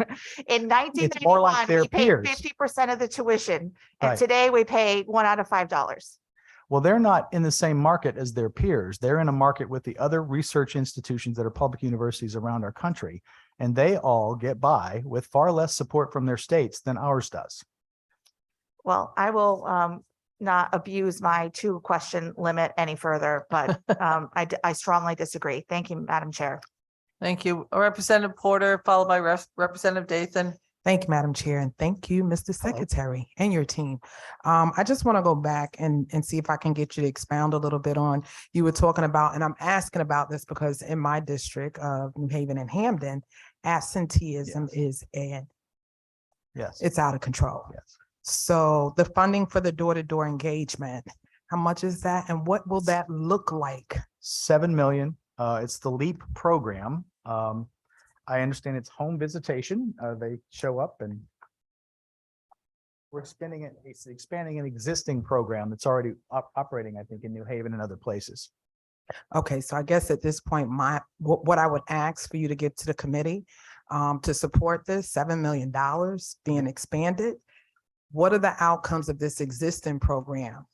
I want to know what's the benefit of putting another 7 million in this program, and what exactly is it that we're doing and we expect to get out of that? And We'll then get to that. thank you. And my last question through you, Madam Chair, I just want to go to the infant. You talked about infant deaths and health disparities. Yes. The amount that was going in there, because we know. Is that it's a position at DPH that's going to specialize in that topic and gather that data and make some recommendations. I don't think it's just a position at DPH. Okay, so We'll get some data, and if it's commended, we will put some resources to that issue.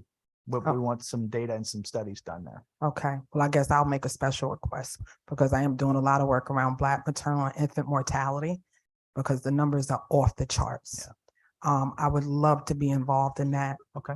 Because there's some things that we could be doing to improve that around midwifery and doulas.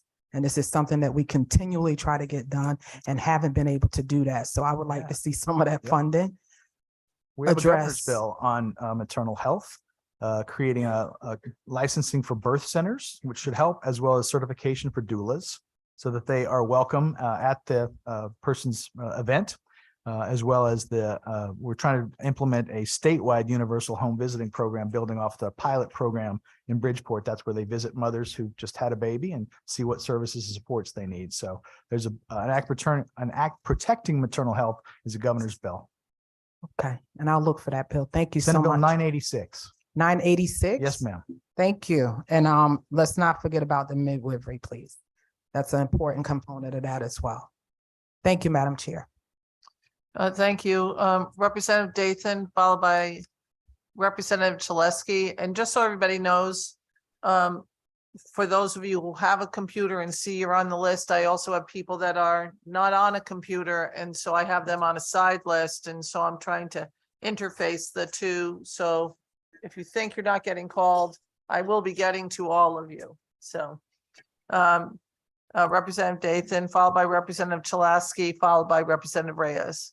Thank you so much. Thank you again. I'm curious about the medical debt and the refinancing that we're doing with the nonprofit.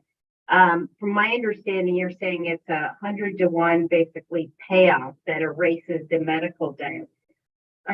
Two quick, or just a question on that. Is this going to be a taxable benefit for the people who are getting the medical debt paid off? And will the state have to issue 1099s for this, or how does that work? Because I'm also very concerned that it'll affect people's credit reports going forward. And, you know, the whole purpose here is that we're trying to get people out of this so they can build their lives back up. Absolutely. The best information we have is that this is not a taxable event for those debtors. So they will not need that documentation. It's not a taxable event under some IRS guidance as interpreted by both the nonprofit that deals in this issue as well as our own councils. Will it affect their credit ratings? I imagine it would make it better. Okay. That's useful. My second question is in DDS around the funding for the reduction in the behavioral services program under DDS. We have seen that this pandemic has been really hard for so many people in terms of mental health issues, feeling loneliness. And one of the concerns I have is we did a big initiative last year as a legislature to really improve this. And then I see a reduction here. And I'm really concerned that, you know, folks in our IDD population are suffering from mental health issues as a result of not being able to attend their day programs and other sort of feelings of loneliness. What's the justification around this decrease? That is a reduction that reflects current services. Individuals are aging out of the program, and it's not necessary to continue it at the higher level. It's not cutting anyone's services. It's just reflecting current use. Well, these are DDS. It's not these sort of changes in the caseload as a result of people from DCF getting aging out. These are people who are adults, and my understanding, this is funding for the adults in DDS programs, not children.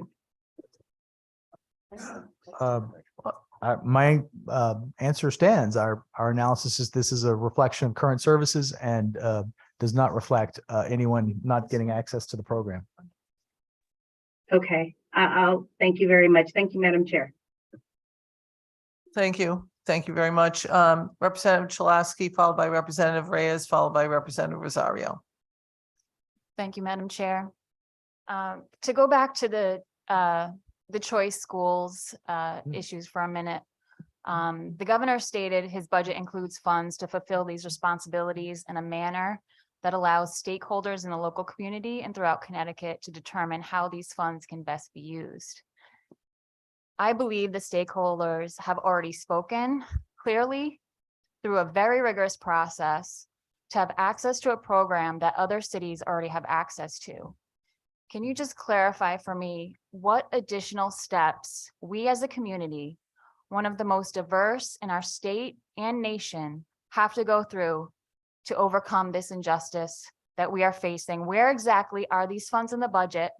And how can, and I'm new to the legislature, but I'm not new to budgeting. So how can money be allocated for one particular line item and put in another? Well, you're in the right place for that. You're on the Appropriations Committee. And you should talk to your ranking member and your chairman about getting that line item funded in your budget that you'll produce in May. And I'll meet them at the negotiation table shortly thereafter, and we'll discuss that issue if it makes it into their budget. And on a separate topic, may I, Madam Chair? Yeah, you may ask one more question, ma'am. Thank you. I noticed a 250,000 allocation for a study for our state universities. What do you hope to accomplish in this, and how can we recognize the 30% drop in enrollment? I'm glad you asked that. I should have mentioned that at the top. We are providing in ARPA funds, 250,000 for a study. We're going to work with a consultant, see if we can help the colleges and universities with their enrollment issues, their capacity issues, and see if we can come up with some strategies for them to deal with that. That's what that's for. Thank you, Madam Chair. Thank you very much, Representative. Representative Reyes, followed by Representative Rosario. Thank you, Madam Chair. Good afternoon, Secretary Beckham. Thank you very much for the presentation. And I have a comment and a couple questions. So the whole thing with in transportation, I like that we're going to be taking a look at the allocation of the rail lines, because the Waterbury to Bridgeport rail line, we've been doing a lot of work, put a lot of investment in. And my question is really, is it possible to upgrade those cars and include and add more cars sooner based on the fact that there's the decline in other areas? Number one. Okay. Yes, probably. There's a lot of federal infrastructure money coming down that applies to rail. And I'm sure Commissioner Euclid can opine at length about what they may be doing to capture some of that. We'll probably have a state match we'll have to do. But I'm sure you've got a subcommittee for transportation that he can discuss that with you.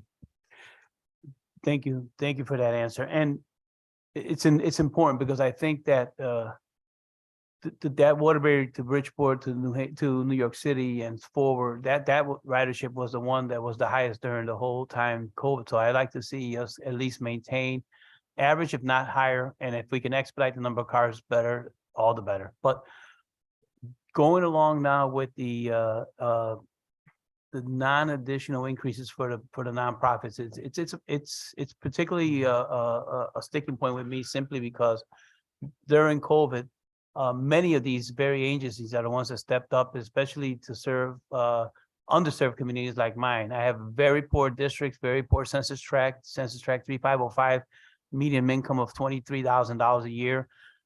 These folks are being supported greatly by these nonprofits. So I like to see us take a little deeper dive and taking a look at the nonprofits, see what we could do.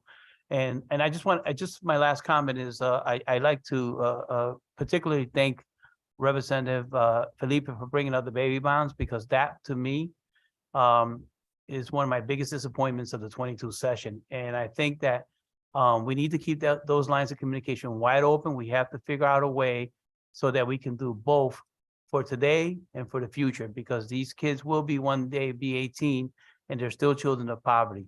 And I'd just like to hear your thoughts on the nonprofits at this point, sir. Well, as I discussed with Senator Austin at the top, they did get a 9% COLA over this current biennium. And we are providing an additional bond authorization of $25 million in each year for capital upgrades to their facilities. And we have some existing pre-authorized of about $40 million, I think, and I hope to be able to move some of that through a bond commission agenda in the near future. That's where we are with nonprofits. Thank you, Mr. Secretary. Thank you, Madam Chair. Thank you. I guess Representative Rosario, you're up now. Thank you, Madam Chair. Good afternoon, Mr. Secretary. How are you? I'm well, sir. How are you? Good. If we could just jump over briefly to the Department of Corrections. I have two questions, and I apologize if you've answered this before. On the closure of Willard, do you know how many inmates that impacts? And secondly, of those inmates that are going to be moved to other facilities, how many are eligible for some sort of pre-release, whether it be a halfway house, probation, parole, etc.? I'll have to get back to you on that. We don't have that information to hand, but we're happy to provide that very soon. Thank you. I look forward to continuing that conversation in the subcommittee. I think it's important, and we can't lose the fact that although we can close as many facilities as we want, these individuals are still going to be under some sort of state supervision. And to quote our governor, Ned Lamont, we want to create more taxpayers. And I believe that using some of these funds to reinvest into some of these nonprofits and justice reinvestment, we can continue and achieve that goal. So thank you, Mr. Secretary, and thank you, Madam Chair. Thank you. There are people with two questions now, but hold on one second. So I would just like to say, you know, when we're talking about the nonprofits and we say, well, they got a COLA this year. We gave COLAs to judges last year. We're giving COLAs to judges this year too. I think judges should get a COLA. I think people should get a COLA, but we can't use this, can't say we're going to give a COLA to people. All of you out there got COLAs because we all voted on them, and we thought it was really important to make sure that workers get COLAs. We think state workers should get COLAs, but you can't use that as an excuse to say that just because they got a COLA this year does not mean they're not going to get one for what, another 2 years, another 4 years, another 10 years. I don't know. That doesn't make sense to me. These people are paid far less, except for the people that sit around this circle here. They're paid far less than all of the other people in this room that are state workers. And to say that we're not going to give them a COLA because they got one in current year when they hadn't gotten one in decades doesn't make any sense to me at all. And I think it's disrespectful to people that we expect to take care of people who, my mom died in a nursing home. I have relatives that have lived in group homes. And I think that we've got to really think about what that means. So you said to Representative Reyes, the same thing you said to me, they got a COLA. Well, they didn't get one in this budget cycle. That makes no sense. And so I had to say that because that is irking, because I supported every raise that went out there to everybody here, to the state police contract that we just did, and to state workers. And these people, we gave them jobs that used to be state jobs, and we said, do the best. And very good friend of mine who ran Reliance Health said, for years, I did more with less and more with less and more with less. Now I'm doing less with less, and all my workers are on SNAP, LIHEAP, and Husky insurance. We pay for it one way or the other. So what Representative Representative DiCaprio has not asked a question. Then it will be Representative Nuccio. Then it'll be Senator Flexer. Then it'll be Representative Walker. Thank you, Madam Chair. Just a question for the Secretary. Thank you again for your presentation too. The state police folks, I take it their position count is, I'm looking at page A47, and I take it their position count is inside of the Department of Emergency Services and Public Protection. Is that correct? I would think so. Yep. And I see that those numbers are at least in FY24 and 25 are going down slightly. And I know it's one of the agency's priorities is to bring more folks on, for out on the road. So just a comment on that. And I would imagine that's probably, you've calculated that through attrition, retirements, and so forth. But one of the initiatives of the agency is to bring more troopers online soon. Yes, and the budget provides for 3 trooper classes, and we hope to add 255 new troopers over the biennium. Okay. All right. Thank you very much for that. Any other questions, Representative DiCaprio? No, that would be it. Thank you. And before I go to the people for the second time, there were a couple of other people that I missed on the first time around. Representative Marty Fonicello. Sir, the floor is yours. 2 questions. Thank you, Madam Chair, Mr. Secretary. These are generic type questions. How much inflation is built into this budget? What's the rate? It depends. We did not give inflation for every expansion request that came in. There were some that were fairly acute. I can think of the CTEX system, technical high schools needed some inflation for food and fuel. I think we did that one. We did a handful of them based on identified need, but we typically don't give inflation as an automatic in our budget requests. Okay. All right, second question. Does the governor believe that broad-based tax relief is the best way to help our residents?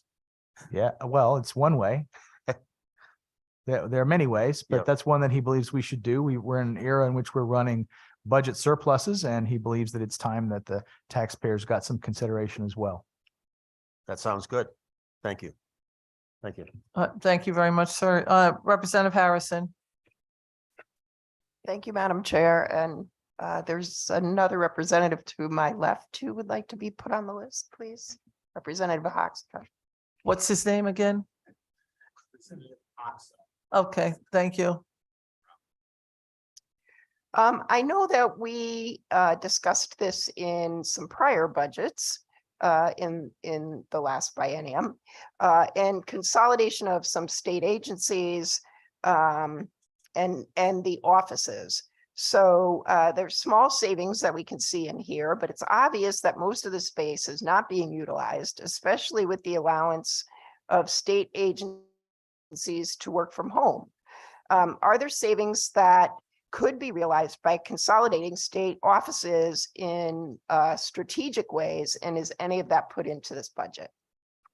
We don't have any savings built into the budget based on that, but that was one of the recommendations that we've been working on. And I know the Department of Administrative Services is looking into that possibility. You're quite right. We're in a different world with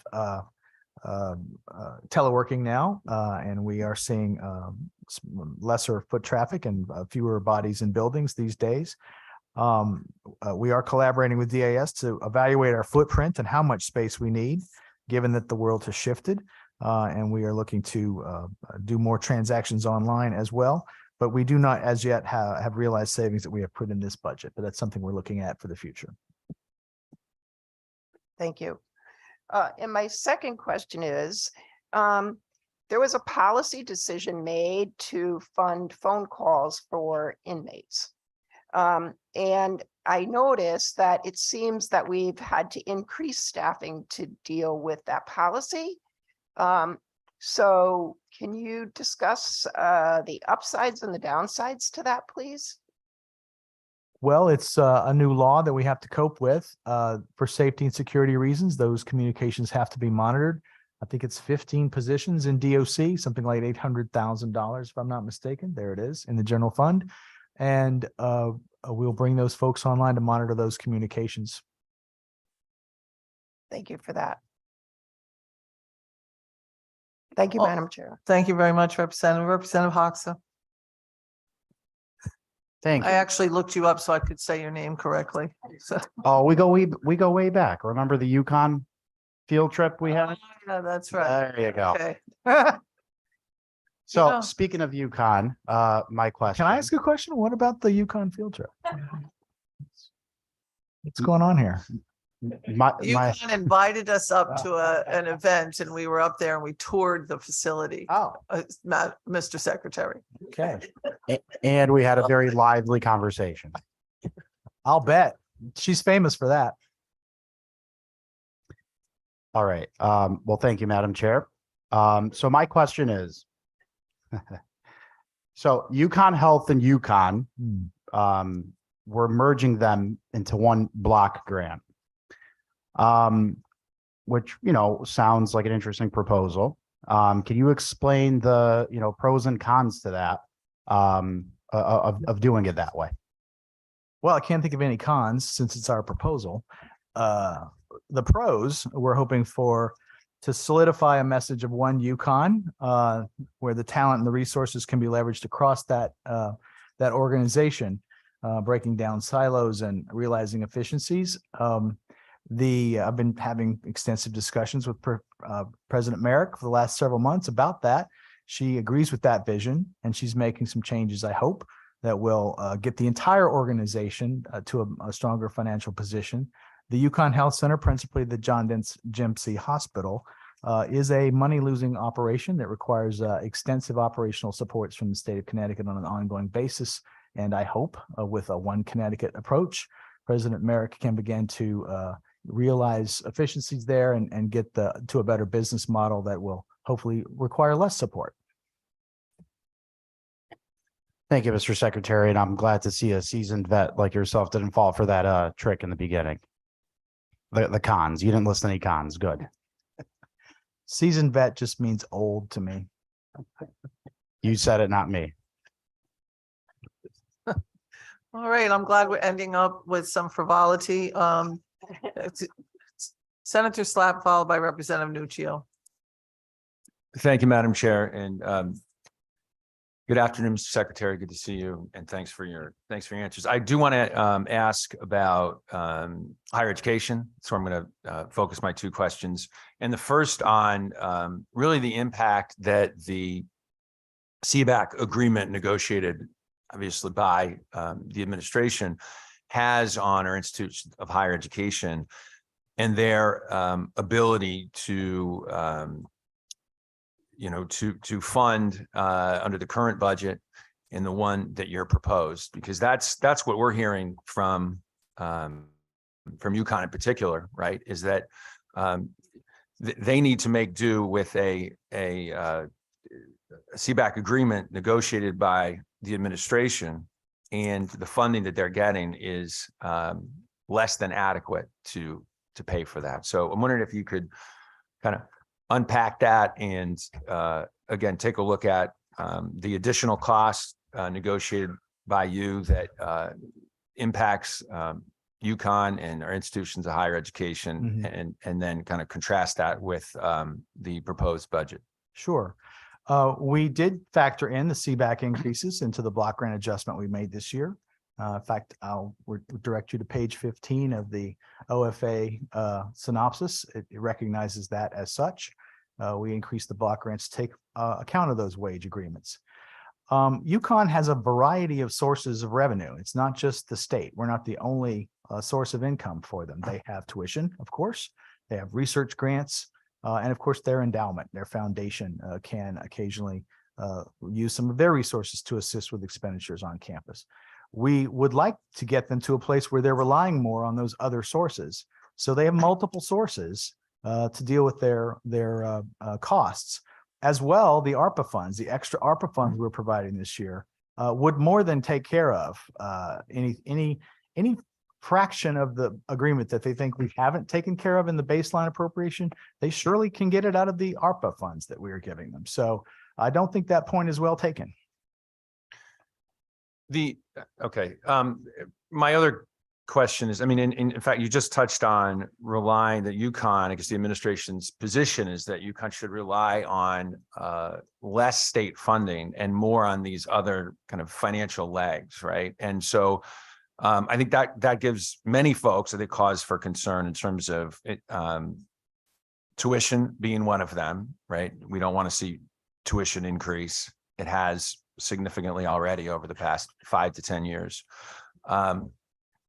Federal grants, and there is a disconnect, I think, between the administration and what we're hearing from UConn Health, et cetera, because they say that the changes are not going to move the needle in terms of helping them secure federal grants. And I think we all want that to happen. So, and we could talk more about that, obviously, in the subcommittee, but I think we need to solve that problem. And right now, there's not consensus on how to do that. And then the other leg you mentioned. May I address that? Sure. I've been talking to them for months. They absolutely agree with us that will make them much more attractive for research grants. To take the fringe, the legacy costs off them, take it onto the state, will make them much more attractive for research grants. They tell me negligible impact on that. So, I mean, I'm not making it up, and I'm not saying you are either, but there certainly seems to be some kind of disconnect. And then the other part is philanthropy. And, that is, they, I believe UConn is the only top 25 public university with an endowment of less than $1 billion.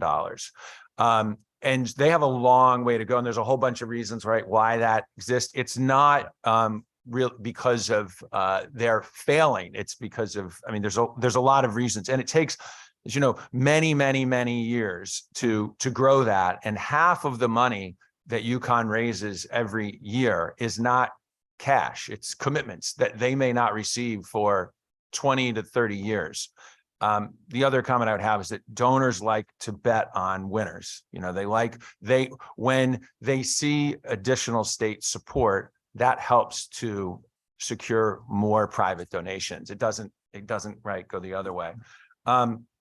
So I guess my question, though, and this is kind of touching on something that Representative Haddad mentioned, is that you list, I think it's on page 28 or 29, some potential kind of remedies or ways to mitigate, the impact if we're cutting state support, right? We're not cutting state support. Well, cutting percentage. Let me say that. Okay. We're pointing out in that this they case. could have a better percentage, a different percentage than the one they have, and that their peers around the country do. What I'm saying, it's not in dispute that the percent of state support vis-a-vis the entire operating budget has been decreasing, right? Would you agree to that? I do. Okay. And that's a good trend. So, and one of the suggestions in the budget book is to increase the ratio, or to change the ratio, I should say, of out-of-state to in-state students. Is that the position, that we should accept fewer students from Connecticut and increase from wherever because they pay higher tuition? I mean, is that increased tuition, et cetera? It's an option that many of their peers around the nation do and achieve better results. They are getting an increase in their baseline appropriation, and they're getting additional ARPA funds to taper them down. They're not being cut in any way, shape, or form. If they're having problems, structural budget problems, we list a number of levers they have at their disposal to deal with those structural problems. Yeah. They don't have to do any of them, but they're demanding or asking for more money because they apparently have a structural issue. I think and I know my two questions are up. So I think the definition of better results is one that we can have a very robust discussion about, right? Because sometimes it's about dollars and cents, and other times it's about other things in terms of, workforce development and retaining jobs, and right, all sorts of other things. So anyways, I look forward to having that conversation with you, and I thank you for your answers. Thank you. So we're down to the last little bit. I do have Senator Flexer, but I would first like to, Mr. Secretary, we're almost beyond the 3 o'clock time frame. We just have 3 or 4 more people. Are you willing to stay Sure, beyond absolutely. the 3 o'clock time frame? Senator Flexer. Thank you, Madam Chair, for the second recognition. I was going to ask 2 other questions, but I think I'll pick up where my colleague just left off and was limited by his 2 questions. The University of Connecticut has had a very high number of Truman Scholars. They had a Rhodes Scholar in the last few years. I really would like to actually now dive into what are these better results? What's the measure you're talking about in terms? If the measure is solely what percentage of state public support a university needs, and that's how you judge whether or not a university is getting better support, that would be really disappointing. We're not dictating any results. We're not insisting on any results. We're suggesting if they have structural problems because they are asking for more operational support beyond what's being provided, that there are ways that they can deal with that issue. And it's among those listed in our narrative. So those being having more out-of-state students. That's one of the things they could do. It's one of the things, as I indicated a few minutes ago, that their peers around the nation do routinely and achieve less need for the support of their states as a result. So I know I'd speak for many of my colleagues who every year get emails from our constituents whose children did not get into the University of Connecticut. And a major concern, I think, of many of us has been the in-state, out-of-state mix, particularly at the University of Connecticut. So perhaps if that continues to occur, those emails should be redirected to a different office. I do want to pivot for a second. I want to ask about the governor's childcare proposal that you talked about in the beginning of your presentation. Yes. Are those incentives only for people who work at corporations, or is there a proposal that would support people who work at nonprofits or state employees with regard to early childhood education? Well, that goes to the private sector corporation business taxpayers. That's an incentive that we're asking those larger employers who are corporate C corps that they could, if they make additional childcare arrangements for their employees or provide subsidies, that we would give them a tax credit for that. Right, so it's a way to increase access to childcare, but only for workers who work at private corporations. Well, we're increasing access to childcare through the increases we're providing in care for kids and school readiness. Right, but that particular program in terms of helping employers incentivize, keep their workers, have more childcare options for them, it's just for the That one would private. affect C corps. Yes, Okay. it's a corporation business tax credit. Thank you. Thank you, Madam Chair. Thank you. Representative Nuccio. Thank you, Madam Chair. Thank you for letting me ask another round of questions. Two. I did not say round. Listen, a round is two. No. So I'm going, Did not say around. you said two, that's a round. Okay. I'm looking for, I haven't found, granted, I haven't even gotten through a quarter of the budget yet, but it's going to be a fun weekend. The additional funding for the crisis program, or whether or not, I think that has been funded. What is the crisis program? What are you talking about? So Troop D has a crisis program that is enabling the state troopers to work in conjunction with mental health providers. And it has been shown to be extremely successful in the community. Excuse me, just so you know what it is, Mr. Secretary, it's with United Services. Okay. So when all of you people are looking for it, it's with United Services and Troop D. Go ahead, Yes. Representative. Okay, so I believe that was funded, and this may be incorrect, but I believe that was funded through ARPA money. This is a program that I think has been extremely beneficial, and I would love to see it rolled out to other state police troops in the state. I'm wondering if there is any commitment in here to helping make that happen, because it's a really good marriage between the police and mental health services and having the right people at the right calls. It does sound like it has merit. It's not ringing a bell in terms of something we've made a specific provision for in this budget, but I'm happy to work with you on that and have our folks get back to you on what we have done for that, what the current services are there. Okay, and this is not a question, ma'am, but he just said that people are going to get back to me, and that was my, not a question. If Get one more statement. okay, I'm going to phrase this question. I said, is that the best process for us for other questions to get to you, like before the subcommittee, if we have a list of Yes. questions or such that we would like, who do we send that to? That is not. Madam Administrator.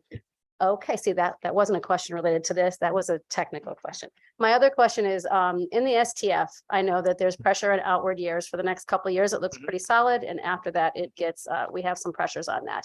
Has there been any talk to the administration of finding an alternative tax for electronic vehicles? And I just want to point out, I was in Chicago a couple of years ago and struck up a conversation with a clerk at a store. And they talked about the fact that Chicago has implemented a tax on electronic vehicles because the state revenue in gas tax dropped, which affected their ability to do infrastructure projects. And the only way that they could balance that was then to find a tax on these electronic cars that are still using the roads, still just as heavy, if not heavier, and still doing all of the same stuff, but no longer paying a gas tax. You make a great point about the future. I have those every now and then, Well, just a couple. that is definitely something we'll have to think about in the future as we transition, hopefully, away from gasoline to electric vehicles in the future. It may not be something I'll have to grapple with, but someone will, and you make a great point. I have not had any discussions about that topic, but you're quite right. We will have to be creative going forward with not only revenue sources for the STF because of the changes that you allude to, but getting the right calibration of spend and revenues so that we don't outrun its resources. I would challenge you, sir, to think that it might have to happen while you're still here, because there's a pretty aggressive plan in place here at the state to go to an all electric, especially electric school buses, electric, everything else. So Well, that'd be a nice problem to have, wouldn't it? We're It putting would. out less emissions and we had to figure out a different way to fund STF. I think we have to marry the two. If we're passing legislation for these aggressive plans, I think we also have to have the conversations to say, how are we going to fund our infrastructure when we're reducing one to the other? I agree. I would look forward to those conversations also, sir. Thank you. Thank you. Representative Rosario says that Commissioner Quiros gave him the answers for his questions already, so he is all set. Way ahead of me. He said to say thank you. Representative Walker. Thank you, Madam. And sir, thank you for your time spent with us. I had one question and then one statement. The question was on the fraud elimination. It's Medicaid fraud? Is it just Medicaid? You're fraud? talking about the equality. Yeah, it's all the programs in DSS. It's 27 positions, I think. I forgot what the number is for the dollars, but yes, we're adding the quality assurance group to try and reduce the fraud and that sort of thing. The hospital debt and things that people are incurring. Is that what it is? No, that's not the hospital debt piece. That's the fraud within Medicaid, across Medicaid. Okay, so programs. was there a hospital debt too that you mentioned? Yes, medical debt is Okay, so the hospital. medical debt. Yep. That was one of, so in the medical debt, we are, wait a minute, okay, I won't ask about the fraud because I didn't see the 27 and I'll ask that later. But the medical debt, are we going to have anybody working with them to first make sure that the medical debt is accurate, that what has been charged with them is going to be accurate, so that, because helping them eliminate that debt, that's good. But if it's going to affect their credit, and a lot of the medical debt that we've been finding in areas, especially in New Haven, we had a lot of hospital debt that was put on a lot of residents, and a lot, I'd say 60% of them were false. So well, we wouldn't want to pay for that. So we will have to build that into the contract with our provider, whoever we Okay. select to do that. Okay. It'd have to be true debt, actual debt, and it would have to be a reasonable rate. That we'll have to build that in. Well, part of the other reason that I say is because we've had a lot of people who've had difficulty in getting connected with DSS to get some of their paperwork done. And a lot of them are sort of going between having health care or follow-up, but they've not been able to really close that because they can't get to a caseworker. So I want to make sure that these issues are eliminating our inability to provide them with access to a caseworker. And I guess we'll talk about that maybe. Certainly. Okay. And I want to say, I, like everybody else, are very concerned about the conversation we're having about colleges. I know you and I've had this conversation before. It really, it scares me because of the fact that we've got a lot of kids that are trying to go to college that are coming out of the pandemic. And I worry about their preparedness, number one. And number two, the reduction of, and I know you're saying, you're not saying we're reducing anything, but when you take away money, you are. And so it's something that we really, really have to be careful about in the higher ed system and in UConn. I mean, all of these, UConn is part of our higher ed. And all of these entities provide us with hope for our kids. So to make sure that we don't eliminate or reduce those options for our kids, I think and I hope that we can all get together and come up with a better solution than reduction in classrooms, teachers, caseworkers, or any of those. I heard you say, yes, we need to, maybe we sell some land or something, some of the buildings, but we need to make sure that that does not interrupt people's study. Okay. I agree with that 100%. And there's no intent to do that. I'm sorry that you're scared. You shouldn't be scared. There's no reason for you to be scared. I'm sorry that there are people out there who want you to be scared. It's clear this week that some people are making that kind of communication. We intend no cuts to students. We want the students to be served. We want our constituent units of higher education to understand that they're in a marketplace of supply and demand, and they're in a marketplace of costs and liabilities with revenue that has to balance. And we are not cutting higher education.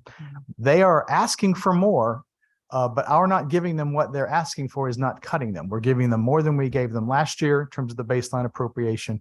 And what's going away is federal funds. Those were not funds that we created. I mean, taxpayers in Connecticut obviously contribute to federal funds, but those were not funds allocated by you. They were allocated by the Congress, and they did it once. It was a certain amount. It's going to get spent. It's not going to be there. We can't pick that all up. That's all we're doing. We do not intend any cuts to services to students or any of the wonderful educational opportunities that our colleges and universities provide. Madam Chair, just one, how are we going to measure that to make sure that that doesn't happen? Because my students in my district are worried that it is going to happen. So I would like to come up with an ability to evaluate and make sure we're not cutting courses, we're not cutting lines of study or anything like that. So I'm very worried about that. Thank you, sir. Thank you. Well, Mr. Secretary, we are done for the day, and I'm sorry, Representative Gonzalez. Jeez. Go ahead. Thank you very much. I was waiting. I apologize, Minnie. It's okay. Can you explain a little bit more about the medical death relief? Yes, this has been tried in a couple of cities in the Midwest and at least one city in New England. It's for a small amount of public funds.